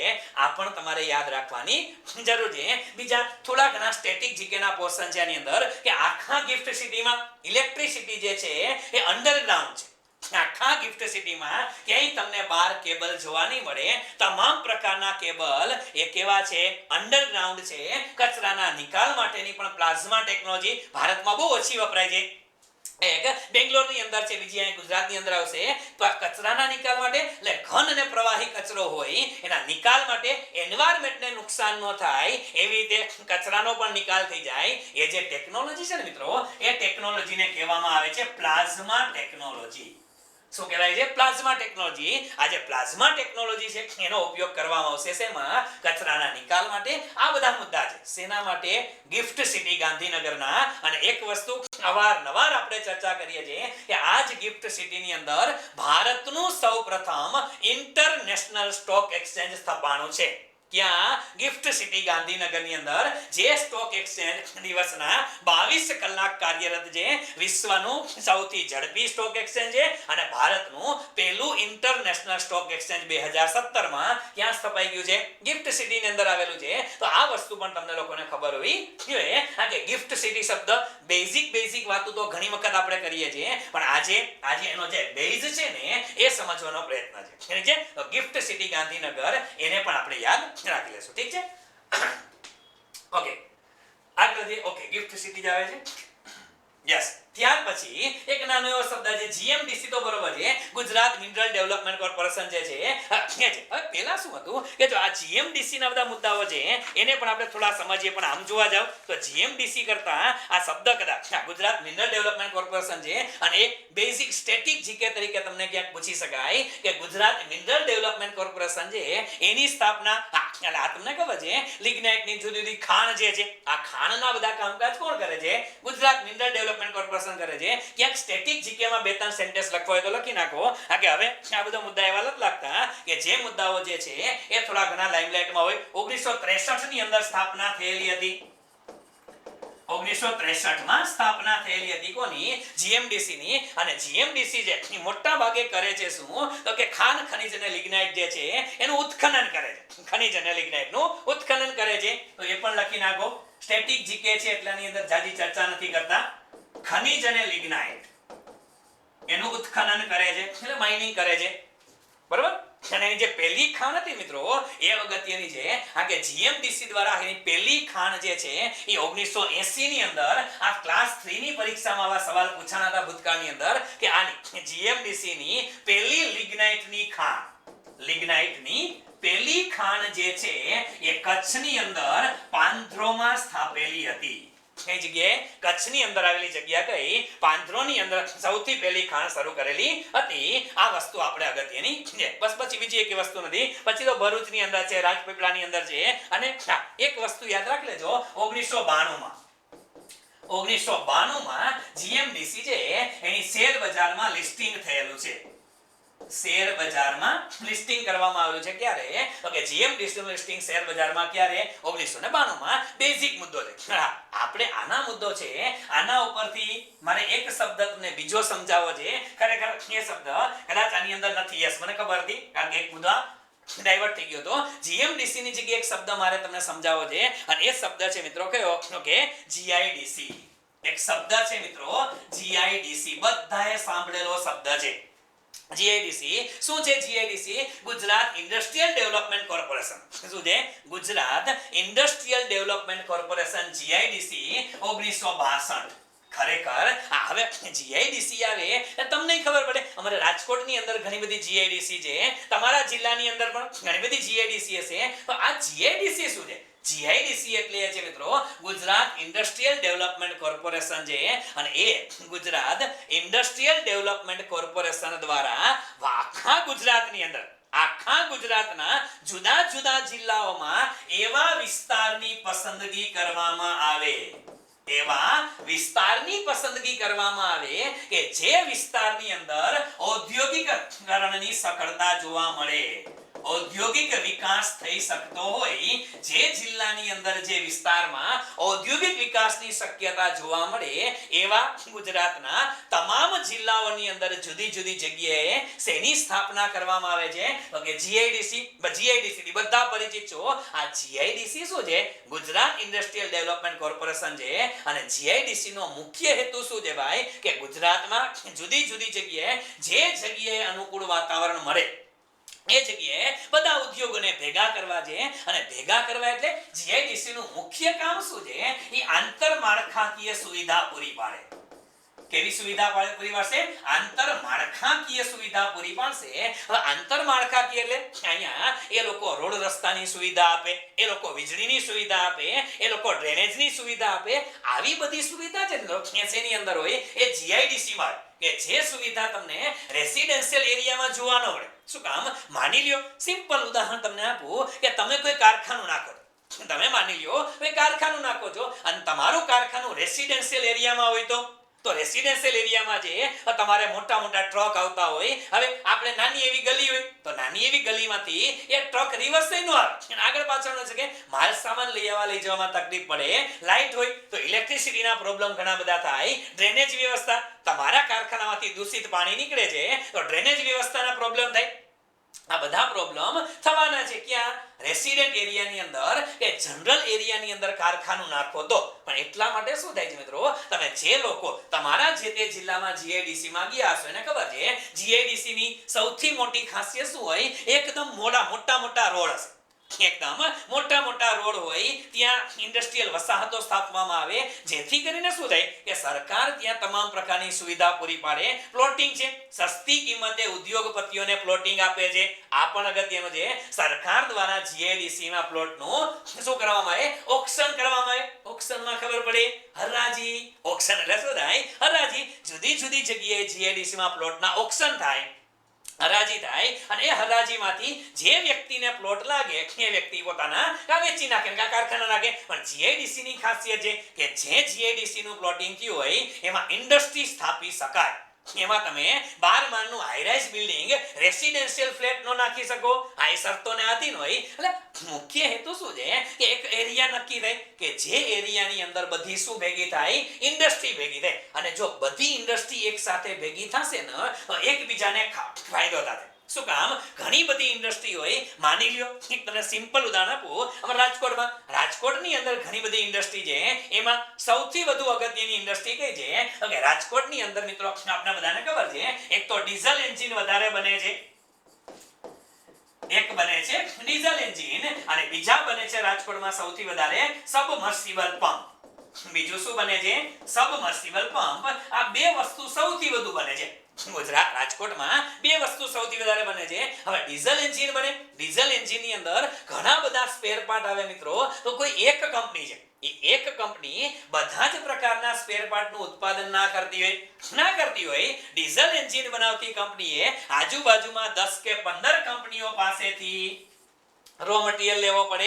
એવી રીતે સબમર્સિબલ પંપ બનાવતી કંપની છે એને વાયરિંગ થી માંડી, શાફ્ટિંગ થી માંડી, નટબોલ્ટ થી માંડી, વાઇસર થી માંડી ઘણી બધી વસ્તુઓની જરૂર પડે કે જે પોતે નો કરતા હોય એ લોકો તો એસેમ્બલિંગ કરે. શું કરે? એસેમ્બલિંગ કરે. પાઇપ અલગ જગ્યાએથી આવતા હોય, મેટલ અલગ જગ્યાએથી આવતી હોય, આ બધું અલગ અલગ થતું હોય. તો આવા સંજોગોમાં હવે માની લ્યો કે મેં સબમર્સિબલ પંપનું કારખાનું નાખ્યું અને મારે જે બીજી વસ્તુ જોઈએ છે એ બીજી વસ્તુ લેવા ક્યાં જવાનું? એ કે 10 કિલોમીટર દૂર. એ વસ્તુ લઈને આવો એ વળી પાછી નવી વસ્તુની જરૂર પડે. વળી પાછા એ કે 5 કિલોમીટર દૂર. તો શું આખો દી આટ જ મારવાના? નહીં. દરેક વસ્તુ તમને એક જ જગ્યાએથી મળી રહે. એટલે ઇન્ડસ્ટ્રીયલ ઝોન ઉભા કર્યા, ક્લસ્ટર. અને દેશી ભાષામાં શું કહેવાય? ક્લસ્ટર કહેવાય. ક્લસ્ટર એટલે જે ઉદ્યોગો છે એના આનુષંગિક ઉદ્યોગો છે એ પણ ક્યાં હોય? આજુબાજુમાં હોય, જેથી સંપૂર્ણ વ્યવસ્થા તમને તમારા એરિયાની અંદર મળી જાય. ટ્રાન્સપોર્ટેશનની સુવિધા થઈ જાય, એટલે તમારે કોઈ ટેન્શન ના રહે. આવી જીઆઈડીસી ગુજરાતની અંદર ઇન્ડસ્ટ્રીનો ડેવલપમેન્ટ થાય.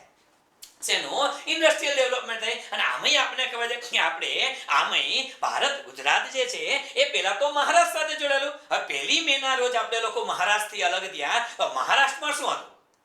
ઇન્ડસ્ટ્રી હતા. મહારાષ્ટ્રની અંદર પણ ઇન્ડસ્ટ્રી હતા. એટલે ગુજરાતમાં પણ ઇન્ડસ્ટ્રી સ્થાપવાની શરૂઆત કરી. અને સીધું મહારાષ્ટ્રથી અલગ થયા પછી સીધી શેની સ્થાપના કરી નાખી? જીઆઈડીસી. અને એ પણ યાદ રાખજો સ્ટેટિક જીકે તરીકે. રાજકોટ વાળા વિદ્યાર્થીઓને ખબર હોવી જોઈએ કે ગુજરાતની સૌથી પહેલી જીઆઈડીસી કઈ? તો કે ગુજરાતની સૌથી પહેલી જીઆઈડીસી રાજકોટમાં આવેલી ભક્તિનગર જીઆઈડીસી છે. કઈ છે? ભક્તિનગર. ભક્તિનગર જીઆઈડીસી જે છે એ ગુજરાતની સૌથી પહેલી જીઆઈડીસી ક્યાં આવેલી છે? રાજકોટમાં આવેલી છે. એટલા માટે રાજકોટ છે ને એ રાજકોટની ખાસિયત છે એ પહેલેથી ઇન્ડસ્ટ્રીની અંદર આગળ પડતું છે. પણ હવે ધીમે ધીમે આ ઇન્ડસ્ટ્રીમાંથી ઘણા બધા ડાયવર્ટ થઈ ગયા છે. એટલે ઘણા બધા પોર્શન એ આના અલગ થઈ ગયા છે. પણ ઇન્ડસ્ટ્રીની બાબતની અંદર હજી આજની તારીખે રાજકોટ તો આગળ છે. હા, પછી એવું નથી કે આપણે અહીંયા જામનગરની રિલાયન્સ જેવી કે નાયરા એનર્જી પેલા જો હતા એના જેવા પ્લાન્ટ હજી રાજકોટમાં નથી થયા. પણ રાજકોટમાં એક તમે જોજો કે ભલે જામનગરની અંદર ગમે તેવી રિલાયન્સ ઊભી હોય, જામનગરની અંદર પેલા એસઆર ગ્રુપ હતું, હવે નાયરા ગ્રુપ આવી ગયું, પણ છતાંય જામનગરની અંદર ઓવરઓલ ડેવલપમેન્ટ જોવા જશો ને યાર તો તમને ખબર છે કે રાજકોટ કરતા હજી આજની તારીખે જામનગર 10 વર્ષ પાછળ છે. શું કામ? આ કે બે જ ઇન્ડસ્ટ્રી એવી એના સિવાય કઈ નથી. અને રાજકોટની અંદર શું છે? રાજકોટની અંદર મોટી ઇન્ડસ્ટ્રી નથી, પણ મધ્યમ સ્તરની અસંખ્ય ઇન્ડસ્ટ્રી છે. છે એટલે રાજકોટનું ડેવલપમેન્ટ વધારે જોવા મળે છે. અમદાવાદ છે તો અમદાવાદની અંદર પણ એ છે. બરોડા છે તો અમદાવાદ અને બરોડાની અંદર પણ આ છે ઇન્ડસ્ટ્રીનું પ્રમાણ વધારે છે. જેમ તમે જુનાગઢ બાજુ જાઓ, જેમ તમે પોરબંદર બાજુ જાઓ તો આ બધું શું છે? જ્યાં આટલો બધો ઇન્ડસ્ટ્રીયલાઇઝેશન નથી થયું એટલે એ બધા ડિસ્ટ્રિક્ટ છે એ 5 વર્ષ 10 વર્ષ આપને પાછળ લાગે. કેવા લાગે? પાછળ લાગે. એક જ વસ્તુ છે કે પહેલી બાબત છે મિત્રો કે કોઈ પણ ડિસ્ટ્રિક્ટનો ડેવલપમેન્ટ થાય તો એમાં તમારે ઇન્ડસ્ટ્રી હોવા જોઈએ. જેટલા ઇન્ડસ્ટ્રી સારા ડેવલપ થશે ને એટલો જ તમારા જિલ્લાનો ડેવલપમેન્ટ થશે.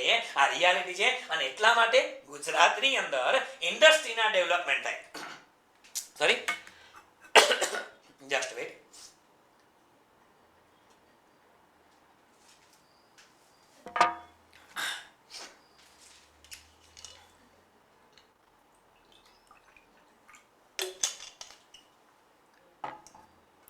છોકરાઓ કહે સાહેબ કે જાજા સેમિનાર ન લેવાય કે પછી ગળું બેસી જાય.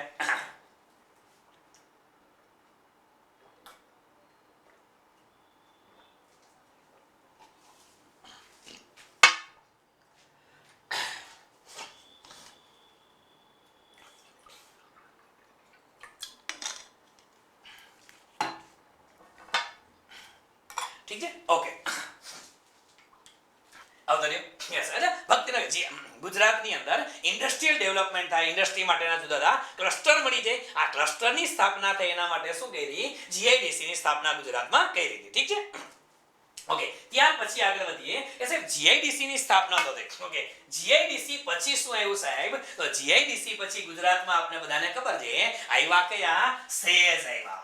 શું આવ્યા ગુજરાતની અંદર? સેઝ. અને સેઝ એટલે આપણે એને શું કહીએ છીએ મિત્રો? સૌથી વધુ અગત્યનો મુદ્દો છે સેઝ, સ્પેશિયલ ઇકોનોમિક ઝોન.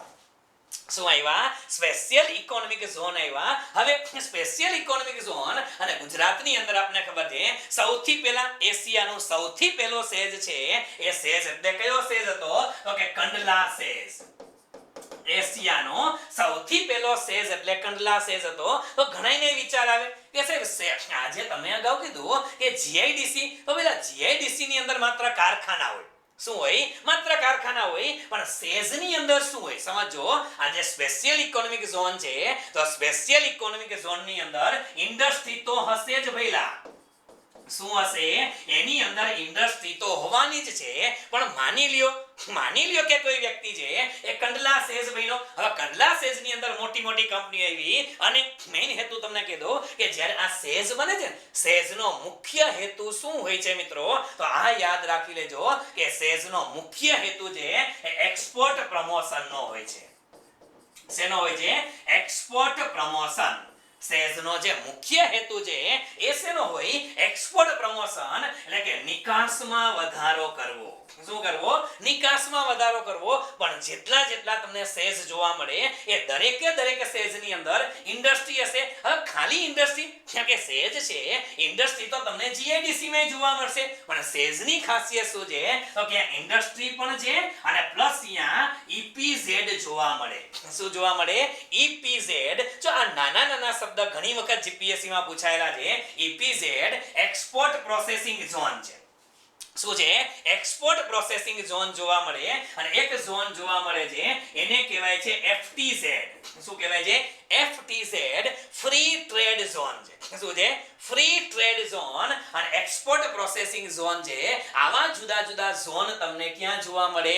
એ તમને જોવા મળે કઈ જગ્યાએ? સેઝમાં. શું કામ? માની લ્યો કે આપણે રાજકોટની અંદર કે તમારા જૂનાગઢની અંદર, જામનગરની અંદર જીઆઈડીસી હોય, તો જીઆઈડીસી માં માત્ર કારખાના હોય, ચીજ વસ્તુનું ઉત્પાદન થાય, પછી આગલી પ્રોસેસ માટે કઈ ન હોય. પણ જ્યારે સેઝ છે ને મિત્રો, એ સેઝની અંદર ઉત્પાદિત થયેલી વસ્તુને તમે સારામાં સારી રીતે એક્સપોર્ટ કેમ કરી શકો, આ વસ્તુ ઉપર ભાર મૂકવામાં આવે છે. શેની અંદર? તો કે સેઝની અંદર. એટલે સેઝ જે છે એનો મુખ્ય હેતુ શું છે? એક્સપોર્ટ પ્રમોશનનો. અને એક્સપોર્ટ ક્યારે થાય? માની લ્યો કે હું કાંઈ કોઈ ચીજ વસ્તુ બનાવું છું, રાજકોટની વાત કરું, રાજકોટમાં બનતા માની લ્યો કે રાજકોટમાં એક લિજ્જત પાપડ ગૃહ ઉદ્યોગ છે અને લિજ્જતના પાપડ બને છે, આખા ભારતમાં વેચાય છે. પણ એ પાપડ મારે અમેરિકા રાજકોટ વાળાએ મોકલવા હોય તો એના માટે પ્રોસેસ કરવી પડે, એના પેકિંગ કરવા પડે. આ પ્રોસેસ કરવા માટે રાજકોટમાં વ્યવસ્થા ન હોય. પેલા રાજકોટમાં માત્ર લિજ્જત પાપડ ગૃહ ઉદ્યોગ છે, બહેનો છે એ પાપડ વણી દે છે, લિજ્જત પાપડ ગૃહ ઉદ્યોગને આપે છે. પણ જો એને પાપડ ફોરેન મોકલવા હોય તો હવે તમે ને હું આપણી ઘરે જે પાપડના પેકેટ આવે છે એ પેકેટ લઈ આવી અને એ પેકેટને આપણે એમનામ અમેરિકા કે વર્લ્ડના કોઈ પણ દેશમાં એક્સપોર્ટ કરીએ તો ત્યાં પહોંચે તે પાપડ હોય ખરો? ના હોય યાર, અહીંયા પાપડ નો હોય. એવી રીતે ગુજરાતમાં ઘણી બધી જગ્યાએ છે એ ખાદ્ય પદાર્થોની અંદર ગુજરાતના ખાખરા વખણાય છે. આપને ખબર છે? હવે તમે ને હું જે ખાખરાનું પેકેટ આપણી ઘરે ખાઈએ છીએ એ જ પેકેટ એમનામ કન્ટેનરમાં મૂકી દે અને કન્ટેનર ભરીને મોકલે. ક્યાં? એ કે અમેરિકા મોકલો, કેનેડા મોકલો. તો તમે શું માનો છો? તમે જે રીતે અત્યારે ખાખરા ઘરે ખાવ છો એ જ કન્ટેનર, એ જ પેકિંગની અંદર ખાખરા તમે મોકલો અને વિશ્વના અન્ય દેશમાં મોકલો તો અહીંયા પહોંચે ત્યારે ખાખરા હોય ના હોય, પકવાન બની ગયા હોય અને પછી કે દાળ પકવાન બનાવીને ખાઈ લેવા પડે. શક્ય નથી. તમે લોકો ભારત દેશમાંથી આપણે મેંગો એક્સપોર્ટ કરીએ છીએ, તો મેંગો તમે ને હું આપણી ઘરે જે પેકિંગ લઈએ છીએ બોક્સમાં, એવા પેકિંગમાં મેંગો એ ફોરેનમાં અબ્રોડમાં કે એક્સપોર્ટ થાય ખરી? ના થાય. એની ક્વોલિટી ચેક થાય, એના મેઝરમેન્ટ ચેક થાય, એના પેકિંગ થાય. નહીતર પેકિંગ વ્યવસ્થિત ન થાય તો 15 દિવસ પછી અહીંયા કેરી પહોંચે તો કેરી ન હોય, કેરી તો દબાઈને રસ નીકળી હોય, ગોટલા પહોંચે. આ રિયાલિટી છે મિત્રો. એટલા માટે આ એક્સપોર્ટ પ્રોસેસિંગ ઝોન બનાવવામાં આવ્યા. ક્યાં? સેઝની અંદર ઇન્ડસ્ટ્રી પણ હોય, સાથે સાથે એક્સપોર્ટ પ્રોસેસિંગ ઝોન પણ હોય અને સાથે સાથે મિત્રો અહીંયા શું હોય તો કે ટાઉનશિપ પણ હોય. શું હોય? ટાઉનશિપ પણ હશે. શું કામ? કે સેઝનો વિસ્તાર છે ને, આમ કમ્પેરેટિવલી તમને કહું કે માની લ્યો કે આપણે લોકો આવો કોઈ વિસ્તાર પસંદ કરીએ, આ જીઆઈડીસી છે, માની લ્યો જીઆઈડીસી છે, તો જીઆઈડીસી નો જે એરિયા છે ને મિત્રો, એના કરતા આ જે સેઝનો એરિયા છે ને મિત્રો, એ સેઝનો એરિયા મોટો હશે. આ શું છે? આ સેઝ છે અને એક સેઝની અંદર આવી ઘણી બધી અહીંયા તમને જીઆઈડીસી જોવા મળે. આ જીઆઈડીસી છે ને, સેઝમાં ઘણી બધી જીઆઈડીસી જોવા મળે અને ઘણી બધી તમને લોકોને ટાઉનશિપ પણ જોવા મળે. સેઝ છે એની અંદર જીઆઈડીસી પણ આવી જશે અને સાથે શું આવી જાય? ટાઉનશિપ પણ આવી જશે. કમ્પેરેટિવલી એટલે જીઆઈડીસી કરતા સેઝનો વિસ્તાર કેવો હોય? મોટો હોય. શું કામ? જીઆઈડીસી છે, ટાઉનશિપ છે, આની અંદર એક્સપોર્ટ પ્રોસેસિંગ ઝોન હોય, ક્યાંક ફ્રી ટ્રેડ ઝોન હોય કે જે જગ્યાએ તમારી ફોરેનની અંદર એક્સપોર્ટ કરવાની બધી વ્યવસ્થા કરવામાં આવે. આ બધી વસ્તુ ક્યાં હોય? સેઝમાં હોય. અને સેઝની ખાસિયત છે, સેઝની અંદર જો તમે કારખાના નાખો તો તમને ટેક્સેશનની અંદર મિત્રો સૌથી મોટી રાહત મળે છે. સેઝનો સૌથી મોટો ફાયદો છે કે ટેક્સેશનની અંદર સૌથી મોટી રાહત મળે છે. નોટ ઓન્લી ટેક્સેશન, પણ તમે આપણે લાસ્ટ ટુ લાસ્ટ લેક્ચરની અંદર આપણે ભણતા હતા ડાયરેક્ટ ટેક્સીસની અંદર એક ટેક્સ આવેલો હતો. કયો? MET. મેટ એટલે શું કીધું તો આપણે? Minimum alternative tax. આ જે મિનિમમ અલ્ટરનેટ ટેક્સ છે ને, એને પણ સેઝની અંદર બાકાત રાખ્યો છે. એટલે કોઈ પણ કંપની હોય, જે કંપનીની સ્થાપના સેઝમાં થઈ હોય, એ સેઝમાં સ્થાપના થઈ હોય તો એને મિનિમમ અલ્ટરનેટ ટેક્સમાંથી શું આપી? મુક્તિ આપી છે કે જો તમારી કંપની ખોટ કરે તો તમારે ટેક્સ ભરવાની જરૂરિયાત નથી. એટલા માટે ઇમ્પોર્ટન્ટ છે. તો ગુજરાત માટે આ સેઝ પણ અગત્યના છે. શું કામ? અલિયા એશિયાનો સૌથી પહેલો સેજ છે એ કયો છે તો કે કંડલા સેજ છે ભારતનો નહીં આખા એશિયાનો સૌથી પહેલો સેજ એ કંડલા સેજ છે એટલે યાદ રાખશું અને ગુજરાતના અર્થતંત્રની વાત કરો તો ગુજરાતમાં આ કમ્પેરેટિવલી જેને કહેવાય ચાલુ હાલતમાં હોય ગુજરાતમાં ચાલુ હાલતમાં હોય એવા 3 સેજ અગત્યના છે અને એ 3 સેજની અંદર પહેલું કયું છે તો કે કંડલા સેજ છે આયો છે કંડલા સેજ છે બીજું જે ચાલુ છે કહેવાય છે મિત્રો એ બીજું સેજ છે એ કયું છે એને સુર સેજ તરીકે ઓળખે છે SUR સેજ SUR એટલે સુરત છે લખી નાખો Surat special economic zone Surat special economic zone છે એ પણ ચાલુ હાલતમાં છે અને ત્રીજો પણ સુરતમાં છે સુરત એપેરેલ ઝોન શું છે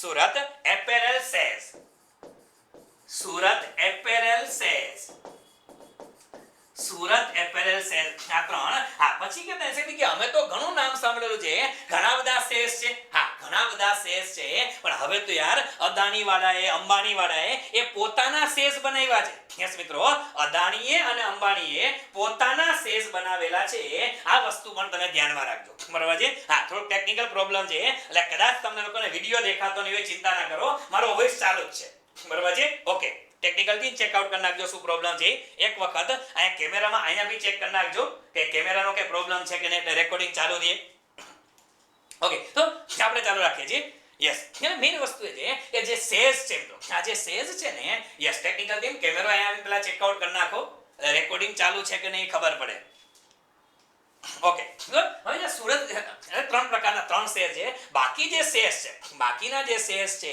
એ સેજ કેવા છે તો બાકીના બધા સેજ છે કેવા છે એ પ્રાઇવેટ સેજ છે કેવા છે પ્રાઇવેટ સેજ છે એટલે પ્રાઇવેટ સેજને આપણે ધ્યાનમાં નથી લેતા જે કોઈ આ ગવર્નમેન્ટના સેજ છે એને આપણે કન્સિડર કરીએ છીએ ઠીક છે તો આ એક યાદ રાખજો પરીક્ષાના દ્રષ્ટિકોણથી સેજ છે એ પણ આપણા માટે ઇમ્પોર્ટન્ટ છે એટલે એક વસ્તુ શું GIDC છે GIDC કરતા મોટું વોલ્યુમ છે એ કોનું હશે તો કે સેજનું હશે હવે GIDC કરતા મોટો સેજ હજી શબ્દ આવે કે GIDC કરતા મોટો સેજ છે પણ સેજ થી મોટું કઈ ખરું આવે મહિલા સેજ થી મોટું આવે એને કહેવાય સર શું કહેવાય સર કહેવાય હવે સેજ થી મોટું આવે એ શું છે એ સર છે શું છે સેજ થી મોટો છે એ સર છે તો સર એટલે શું થાય તો એને એક યાદ રાખજો પેલા કે સેજ થી મોટો સર છે તો સર એટલે શું સૌથી મોટું સૌથી નાનું છે એ GIDC મારી સ્ક્રીન વહી ગઈ છે જરાક ચેક આઉટ કરો સૌથી નાનો છે એ GIDC નો એકમ છે એને ચેક આઉટ કરો હવે GIDC છે એ સૌથી નાનું છે કે જ્યાં માત્ર અને માત્ર શું આવશે તો ઇન્ડસ્ટ્રી આવશે ત્યાર પછી બીજો પોર્શન જે છે એ બીજો પોર્શન આવે છે સેજ એના કરતા જે મોટું છે ને GIDC કરતા મોટું ક્ષેત્ર એટલે કોનું છે સેજનું છે અને એના કરતા મોટું સર તો સર કોને કહેવાય સાહેબ સર એટલે શું થાય સ્પેશિયલ ઇન્વેસ્ટમેન્ટ રિજિયન છે શું છે સ્પેશિયલ ઇન્વેસ્ટમેન્ટ રિજિયન તો સાહેબ એમાં શું ખાસિયત હવે આપણે કીધું કે સાહેબ GIDC માં કારખાના હોય ઓકે સેજમાં કારખાનાની સાથે એક્સપોર્ટ પ્રોસેસિંગ ઝોન હોય ફ્રી ટ્રેડ ઝોન હોય ટાઉનશીપ હોય સરમાં નવું શું આવે સરમાં આ બધું તો આવે આ બધું તો સરમાં આવી જાય વધારામાં સરમાં શું આવે તો અહીંયા તમને લોકોને ઇન્ફ્રાસ્ટ્રક્ચરની ફેસિલિટી મળે ઇન્ફ્રાસ્ટ્રક્ચરની સારામાં સારી ફેસિલિટી મળે અહીંયા તમને લોકોને હોટેલ્સ જોવા મળશે સરની અંદર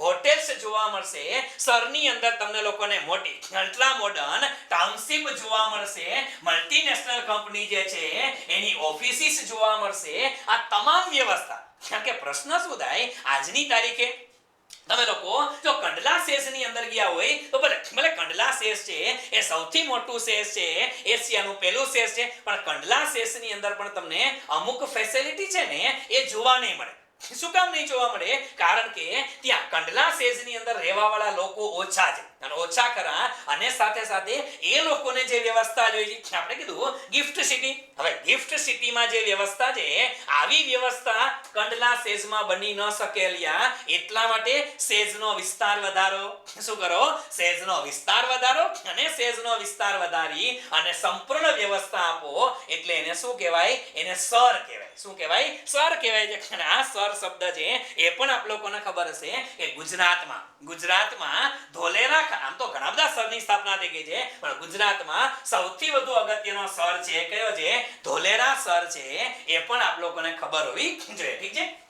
okay, yes. Special economic zone જે છે એ આ માત્ર સેના માટે છે, તો કે સેઝ માટેનો ઓવરવ્યુ છે. આને માટે બધી આપણે જરૂરિયાત નથી. હા, 10 અત્યારે ફંક્શનલ સેઝ છે, અને એની અંદર 3 જે છે સરકારના છે, બાકી બધા કીધા કેવા છે? એ પ્રાઇવેટ સેઝ છે. આ બધી બેઝિક માહિતી છે. કયા સેઝની અંદર કઈ કઈ પ્રવૃત્તિ કરવામાં આવે છે. આપણે કોમ્પિટિટિવ એક્ઝામિનેશનના પોઈન્ટ ઓફ વ્યૂથી એટલું બધું ડેપ્થમાં જવાની જરૂર નથી કે સેઝની અંદર કઈ કઈ પ્રવૃત્તિ થાય છે, કયા સેઝમાં કઈ પ્રવૃત્તિ થાય છે, એના માટે એટલી બધી જરૂરિયાત નથી. ઠીક છે? ઓકે, આગળ વધીએ. યસ, ધોલેરા સર જે કીધું કે ગુજરાતનું એટલે હજી બને છે અત્યારે, અને એક વખત તો આ તમે જે વ્યવસ્થા જુઓ ને તોય તમને ખબર પડી જાય કે આ જે ભારત દેશના આખા ભારતના જે કોઈ મેગા પ્રોજેક્ટ છે ને એ ભારત દેશના મેગા પ્રોજેક્ટમાંનો એક પ્રોજેક્ટ છે, અને એ કયો છે? ઈ મેગા પ્રોજેક્ટ એટલે ધોલેરા સર છે. કયો છે? ધોલેરા સર જે છે એ આખા ગુજરાતનો ને ભારતના મેગા પ્રોજેક્ટમાં આવે સંપૂર્ણ વ્યવસ્થા, ટાઉનશીપ થી માંડી, રોડ રસ્તાથી માંડી, હેલીપેડ થી માંડી, અને અહીંયા લોકોને અહીંયા એરોડ્રામ પણ તમને જોવા મળશે, અહીંયા ટ્રામ પણ તમને જોવા મળશે. તમામ પ્રકારની વ્યવસ્થા જે જગ્યાએ પૂરી પાડે છે ને એને શું કહે છે? આપણે સર કહીએ છીએ. અને એ સરની અંદર સૌથી મોટું નામ એટલે કોનું નામ છે? ધોલેરા સર છે. એને યાદ રાખશો. અને ધોલેરા સર જે છે મિત્રો ગુજરાતના અર્થતંત્રની વાતો કરી છે એટલે ગુજરાતની વાતો કરશું. અને આનું જે મેનેજમેન્ટ છે, ધોલેરા સર છે એનું મેનેજમેન્ટ કોણ કરે છે? એ પ્રશ્ન ક્યાંક પરીક્ષાની અંદર પૂછાયેલો હતો, એને આપણે નોંધ કરી નાખો. ગુજરાતના અંદર જે ધોલેરા સર છે એની જવાબદારી કોની પાસે છે? એની છે જીઆઈડીબી પાસે. જીઆઈડીબી કોની પાસે છે? જીઆઈડીબી એટલે ગુજરાત ઇન્ફ્રાસ્ટ્રક્ચર ડેવલપમેન્ટ બોર્ડ. શું છે? Gujarat infrastructure development board. Gujarat infrastructure development board જે છે એની પાસે સંપૂર્ણ જવાબદારી જે છે ની આ ધોલેરા સરનું મેનેજમેન્ટ કોણ કરે છે? જીઆઈડીબી કરે છે. આ બેઝિક મુદ્દા છે એ આપણને ખબર હોવી જોઈએ. ઠીક છે? ઓકે, આગળ વધીએ. સર જે છે આ ઘણા બધા ન્યૂઝ આવેલા હતા, ગુજરાતી ન્યૂઝપેપર લીધેલું હતું કે ધોલેરા સરમાં જાપાનીઝ ડેલિગેટ્સની મુલાકાત. ભાઈ બટ ઓબ્વિયસ છે, જાપાને વિશ્વના તમામ લોકો અહીંયા આવવાના છે. એ પોતાની ટાઉનશીપ નાખે, એ પોતાના ઇન્ડસ્ટ્રી નાખે છે, એ પોતાની ઓફિસો સ્થાપશે. કઈ જગ્યાએ? ધોલેરા સરની અંદર નાખશે. પણ આ ન્યૂઝ જે છે એ જૂનો ન્યૂઝ છે. હવે ધોલેરા સર જે એનું ડેવલપમેન્ટ થવા માંડ્યું છે એના માટે એક વસ્તુ કે તમે છે ને YouTube ની અંદર આજે તમને જો આજે તમને 2 વિડિયો મોકલીશું. YouTube ની અંદરથી 2 વિડિયો છે સરસ મજાના. એક વિડિયો છે ને એ ગિફ્ટ સિટી ગાંધીનગર ઉપર છે, 6 કે 8 મિનિટનો વિડિયો છે.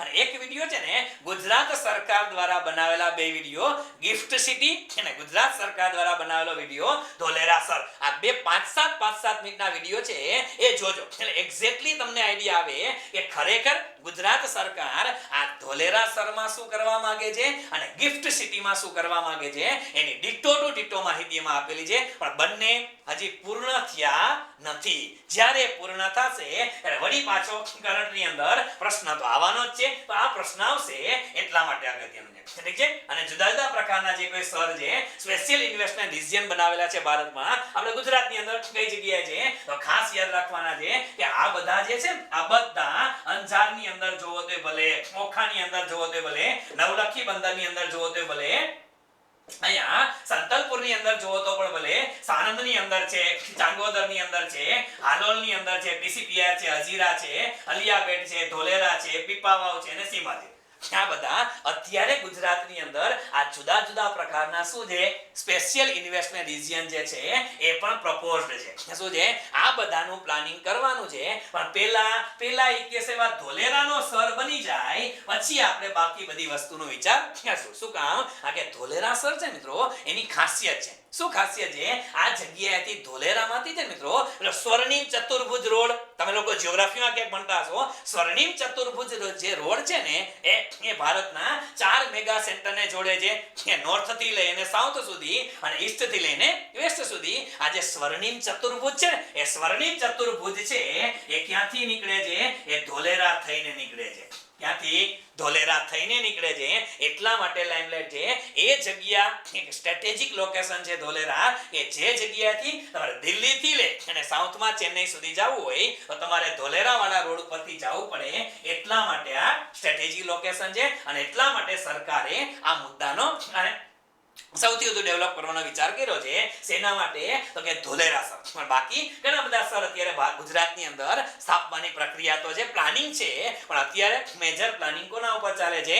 ધોલેરા સર ઉપર. બરોબર છે. એટલે આને પણ એક યાદ રાખજો. પછી એવું આ પરીક્ષાની અંદર આપણે એવા પ્રશ્ન નહીં પૂછાયેલા કે સાહેબ કેટલા સર આવેલા છે. ના, બેઝિક ક્વેશ્ચન છે, સર છે શું છે, સૌથી વધુ લાઇમલાઇટમાં ધોલેરા સર છે, એને યાદ રાખજો. બાકી કઈ જગ્યાએ સર આવેલા છે, કઈ જગ્યાએ સરનું પ્લાનિંગ નથી, આવા બહુ પ્રશ્ન કોર્નરિંગ ક્વેશ્ચન આપણે નહીં પૂછાય. બરોબર છે. એટલા માટે ઓકે, આગળ વધીએ. યસ, ત્યાર પછીનો યસ આપણે જે અગાઉ વાત હતી, હું એટલે કહેતો હતો આ સ્લાઇડ ક્યાંક ખોવાઈ ગઈ હતી, ગોતતો તો અત્યારે લગી માંડ મળી ગઈ છે. પેલા સેના માટેની છે કે ઇન્ડિયાનો પહેલો સોલાર પાર્ક જ્યારે સ્થાપના કરવામાં આવી હતી, અને એ કયો છે મિત્રો?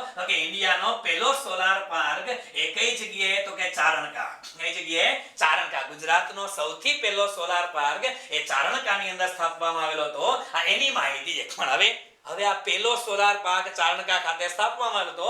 હવે આની વસ્તુ કઈ એટલી બધી ઇમ્પોર્ટન્ટ નથી. શું કામ? કે આ પ્લાન્ટ હતો એ તો માત્ર કેવડો હતો? 500 મેગાવોટ નો પ્લાન્ટ હતો. કેવડો પ્લાન્ટ હતો? આ પ્લાન્ટ છે ને એ 500 મેગાવોટ 500 મેગાવોટ નો પ્લાન્ટ હતો. હવે ગુજરાતનો પહેલો હતો એટલે નાનો પ્લાન્ટ હતો. પણ હવે તો યાર આપણે બધાને ખબર છે કે હવે આ પ્લાન્ટ છે એ પ્લાન્ટની જગ્યાએ આપણે 30,000 મેગાવોટ એટલા 30,000 મેગાવોટના પ્લાન્ટની વાતો કરતા હોય. કચ્છની અંદર હમણાં વાત કરીએ હાઇબ્રિડ રિન્યુએબલ એનર્જી પાર્ક છે. તો હવે આ પહેલો પાર્ક છે, પણ આ આપણે ખાસ યાદ રાખજો બંને અલગ એટલા માટે છે કે અત્યારે આપણે કચ્છ વાળા જે પ્લાન્ટની વાતો કરી એ રિન્યુએબલ એનર્જી પાર્ક છે એ હાઇબ્રિડ છે. કેવો છે? હાઇબ્રિડ છે. એની અંદર સોલાર પણ લાગશે અને એની અંદર વિન્ડ પણ છે, વિન્ડ ફાર્મ પણ લાગશે, અને પવન ચક્કી પણ લાગશે. આ માત્ર અને માત્ર સોલાર પ્રોજેક્ટ હતો. એટલે યાદ રાખજો એ ગુજરાતનો સૌથી પહેલો સોલાર પ્રોજેક્ટ હતો. એ કઈ જગ્યાએ હતો? તો કે ચારણકાની અંદર સ્થાપવામાં આવેલો હતો. અને કેટલા? 500 મેગાવોટ ઇલેક્ટ્રિસિટીનું ઉત્પાદન થાય એના માટેનો હતો. તો આ વસ્તુ આપણે યાદ રાખવાની જરૂર છે. આમ તો ઘણા બધા ટાર્ગેટ હતા કે સાહેબ આ બધું આવશે, અને એમાં એવું કહેતા હતા કે આ ભારતનો સૌથી પહેલો પાવર પ્લાન્ટ છે. સોલાર પાર્ક ભારતનો સૌથી પહેલો સોલાર પાર્ક તરીકે આને ઓળખવામાં આવે છે. પણ એ બધી વસ્તુ હવે બહુ જૂનું થઈ ગયું છે, આઉટ ઓફ ડેટેડ છે. પણ આ તો ગુજરાત સરકાર છે એની વેબસાઇટમાંથી માહિતી મેળવી લીધી છે. બાકી હવે 30,000 મેગાવોટ નો પાર્ક છે તો એને જ કન્સિડર આપણે કરવાનું થશે. બરોબર છે. તો આ વસ્તુ આપણા માટે અગત્યની છે. અને last but not the least મિત્રો, સૌથી વધુ અગત્યનો મુદ્દો એટલે કયો? તો કે ગુજરાત સરકારે એનાઉન્સ કરેલી નવી industrial policy, new industrial policy of Gujarat. આ ખાસ યાદ રાખશું, કારણ કે હવે ગુજરાત સરકારે પોતાની નવી ઇન્ડસ્ટ્રીયલ પોલિસી જાહેર કરેલી છે. અને નવી ઇન્ડસ્ટ્રીયલ પોલિસીમાં ઘણી બધી બાબતો ગુજરાત સરકારે આપેલી છે, એને આપણે કન્સિડર કરવાની છે. હવે અત્યારે આમ તો સમય થતો આવે છે, ઘણો સમય વધારે થઈ ગયો છે, પણ ગુજરાતની જે કોઈ ઇન્ડસ્ટ્રીયલ પોલિસી છે, નવી ઇન્ડસ્ટ્રીયલ પોલિસી શું છે, એની અંદર જે કોઈ પણ મુદ્દા આપણે ધ્યાનમાં રાખવાના છે. એક કામ કરશું કે નવી ઇન્ડસ્ટ્રીયલ પોલિસી માટે એક 11 પેજનો છે ને પીડીએફ ડોક્યુમેન્ટ છે. એ મારો નથી ડોક્યુમેન્ટ, એ ગુજરાત સરકારનો છે. ગુજરાત સરકારે બહાર પાડેલો ઓફિશિયલ ડોક્યુમેન્ટ છે. 11 પેજનો ડોક્યુમેન્ટ છે. ગુજરાતીમાં પણ અવેલેબલ છે, ઇંગ્લિશમાં પણ અવેલેબલ છે. એ ડોક્યુમેન્ટ હું આપ લોકોને મોકલી આપું છું. એટલે એ ડોક્યુમેન્ટ આપ લોકો જોઈ લેજો એક વખત. અને એ ડોક્યુમેન્ટની અંદર કે ડાઉટ ક્વેશ્ચન ક્વેરી હોય તો જ્યારે આગળ ઉપર કાંઈ પણ ડાઉટ ક્વેશ્ચન ક્વેરી અંદર દેખાય તો મને કહેજો. તો આપણે એના ઉપર 15-20 મિનિટ કે અડધો કલાક ચર્ચા કરશું. આ પણ સાદી ભાષામાં એકદમ આપેલો છે. છતાંય પણ તમને એવું લાગે કે સેવા ડોક્યુમેન્ટની અંદર કઈ ચર્ચા કરવાની છે તો તમે લોકો જરાક એક મેસેજ ફોરવર્ડ કરી દેજો. બરાબર છે. તો અત્યારે એ ડોક્યુમેન્ટની આપણે ચર્ચા નથી કરતા અને સેશનને આપણે અહીંયા સુધી રાખીએ. જસ્ટ વેઇટ, જોઈ લો આગળ એક ઓકે. છેલ્લો મુદ્દો હતો ગુજરાતના અર્થતંત્રમાં કે ગુજરાતની ઇકોનોમી હોય જેમ ભારતનું અર્થતંત્ર ભણીએ તો છે ભારતની ઇન્ડસ્ટ્રીયલ પોલિસી જોવી પડે, ગુજરાતનું ભણી તો ગુજરાતની જોવી પડે. અને બે પ્રશ્ન ડેમ શ્યોર કહું છું મિત્રો કે 2 પ્રશ્ન છે એ ગુજરાતની નવી ઇન્ડસ્ટ્રીયલ પોલિસીમાંથી આવશે જ. એટલા માટે 11 પેજનો નાનો એવો ડોક્યુમેન્ટ છે, જોઈ લેજો. ન સમજાય વળી પાછા મને કહેજો, આપણે મળતા જ રહેવાના છે, એની ચર્ચા કરતા રહેશું, બરાબર છે. હવે બીજી વસ્તુ કે એક નાનો એવો મુદ્દો આપણે જે ઇન્ફ્રાસ્ટ્રક્ચરનો ટોપિક છે. હવે ઇન્ફ્રાસ્ટ્રક્ચરની અંદર એક રોડ રસ્તા છે, એક એની અંદર રેલવે છે અને હવાઈ પરિવહન છે. રોડ રસ્તા, રેલવે, હવાઈ પરિવહન. હવે જો એના માટે પણ 2 મિનિટ માત્ર તમારી લઉં કે રોડ રસ્તા છે, તો રોડ રસ્તાની અંદર વચ્ચે આપણે ઘણી વખત કરંટની અંદર ચર્ચા કરતા હતા નેશનલ ગ્રીન હાઈવે નો concept. Yes, national green highway નો કન્સેપ્ટ છે. રેલવેની અંદર પ્રાઇવેટાઇઝેશન ની વાતો કરીએ છીએ, રેલવેના પ્રાઇવેટાઇઝેશન છે. આ બધા મુદ્દા લાઇમલાઇટમાં છે. હા, આપણે કોમ્પિટિટિવ એક્ઝામમાં તમને એવું ન પૂછાય કે ભારતનો સૌથી મોટો નેશનલ હાઈવે કયો છે. અલિયા એ નો પૂછાય, સૌથી મોટા નેશનલ હાઈવે નો પૂછાય. હા, ઇનલેન્ડ વોટરવે ઓથોરિટી શું છે, ઇનલેન્ડ વોટરવે શું છે, આવા ક્વેશ્ચન આવે જેની ચર્ચા આપણે અસંખ્ય વખત કરંટ અફેર્સમાં તો કરેલી હતી. છતાં પણ કોઈને એવું લાગે કે સાહેબ પર્ટિક્યુલર આ ટોપિક ઉપર એકાદો સેશન બનાવજો, તો ગમે ત્યારે મને WhatsApp મેસેજ કરી દેજો કે સર આ ટોપિક ઉપર અમને એવું લાગે છે હજી એકાદા સેશનની જરૂરિયાત છે, તો એના માટે મને WhatsApp કરી આપજો, એટલે આપણે એના ઉપર પણ સેશન રાખી દેશું. ઠીક છે. અને પછી જે કોઈ વખત અગત્યના મુદ્દા લાગશે એના માટે તો જ્યારે અનુકૂળ સમય હશે ત્યારે આપણે પાછા મળતા જ રહેવાના છે. હવે અત્યારે મારા તરફથી જે પોર્શન છે એને હું વાઇન્ડ અપ કરું છું. મારા તરફથી, તમારા તરફથી નહીં, તમારા તરફથી જે કોઈ પોર્શન તમને લાગે કે સર આના ઉપર આપા કરંટ અફેર્સ છે, કારણ કે કરંટ અફેર્સ છે એ શનિવારથી ચાલુ થઈ જશે. 2-3 પોર્શન રેકોર્ડ થઈ ગયા છે, એને હું રવિવારે મૂકી દઈશ મર્જ કરીને. રવિવારના કરંટમાં જોવા મળશે સાહેબ કે અડધી કલાક પછી શોર્ટ બદલાયો. શોર્ટ નથી બદલાયો પેલા, એ જૂના કરંટ અફેર્સ રેકોર્ડ કરેલા છે, કટકા ભેગા કરવાનો છું. એટલા માટે તો કરંટ અફેર્સના સેશન છે એના માટે આપણે YouTube ની અંદર જ મળશું. લાઈવ સેશન છે એ લાઈવ સેશનની અંદર કદાચ કારણ કે ટાઈમિંગ આડાવડા હશે તો તમને અનુકૂળ થાય ન થાય એ ચિંતા ના કરો. મોટા ભાગે બધા સેશન છે એ કરંટ અફેર્સના સેશન આપણે YouTube ની અંદર જ આપણે એમાં મળશું. પણ અત્યારે Google Meet માં તમને હજી આ રીતે લાઈવ જોવાની ઈચ્છા થાય અને કોઈ ટોપિક તમારે સમજવો હોય તો ફીલ ફ્રી ટુ આસ્ક. બરાબર છે. હા, જ્યારે સમય મળશે સુધી રાખીએ. Have a nice day to all of you. બધા લોકોને પરીક્ષા માટે wish you all the best. અને બધા લોકોને છેલ્લે મિત્રો જય ભારત, જય હિન્દ, જય ગરવી ગુજરાત, જય ગરવી Gujarat. Thank you very much. અને બધા વિદ્યાર્થીઓને કોઈ પણ ડાઉટ, ક્વેશ્ચન, ક્વેરી હોય તો હજી મળવાના તો છીએ જ. બરાબર છે. ચાલો અહીંયા સુધી રાખીએ છીએ આપણે. Have a nice day to all of you. Thank you.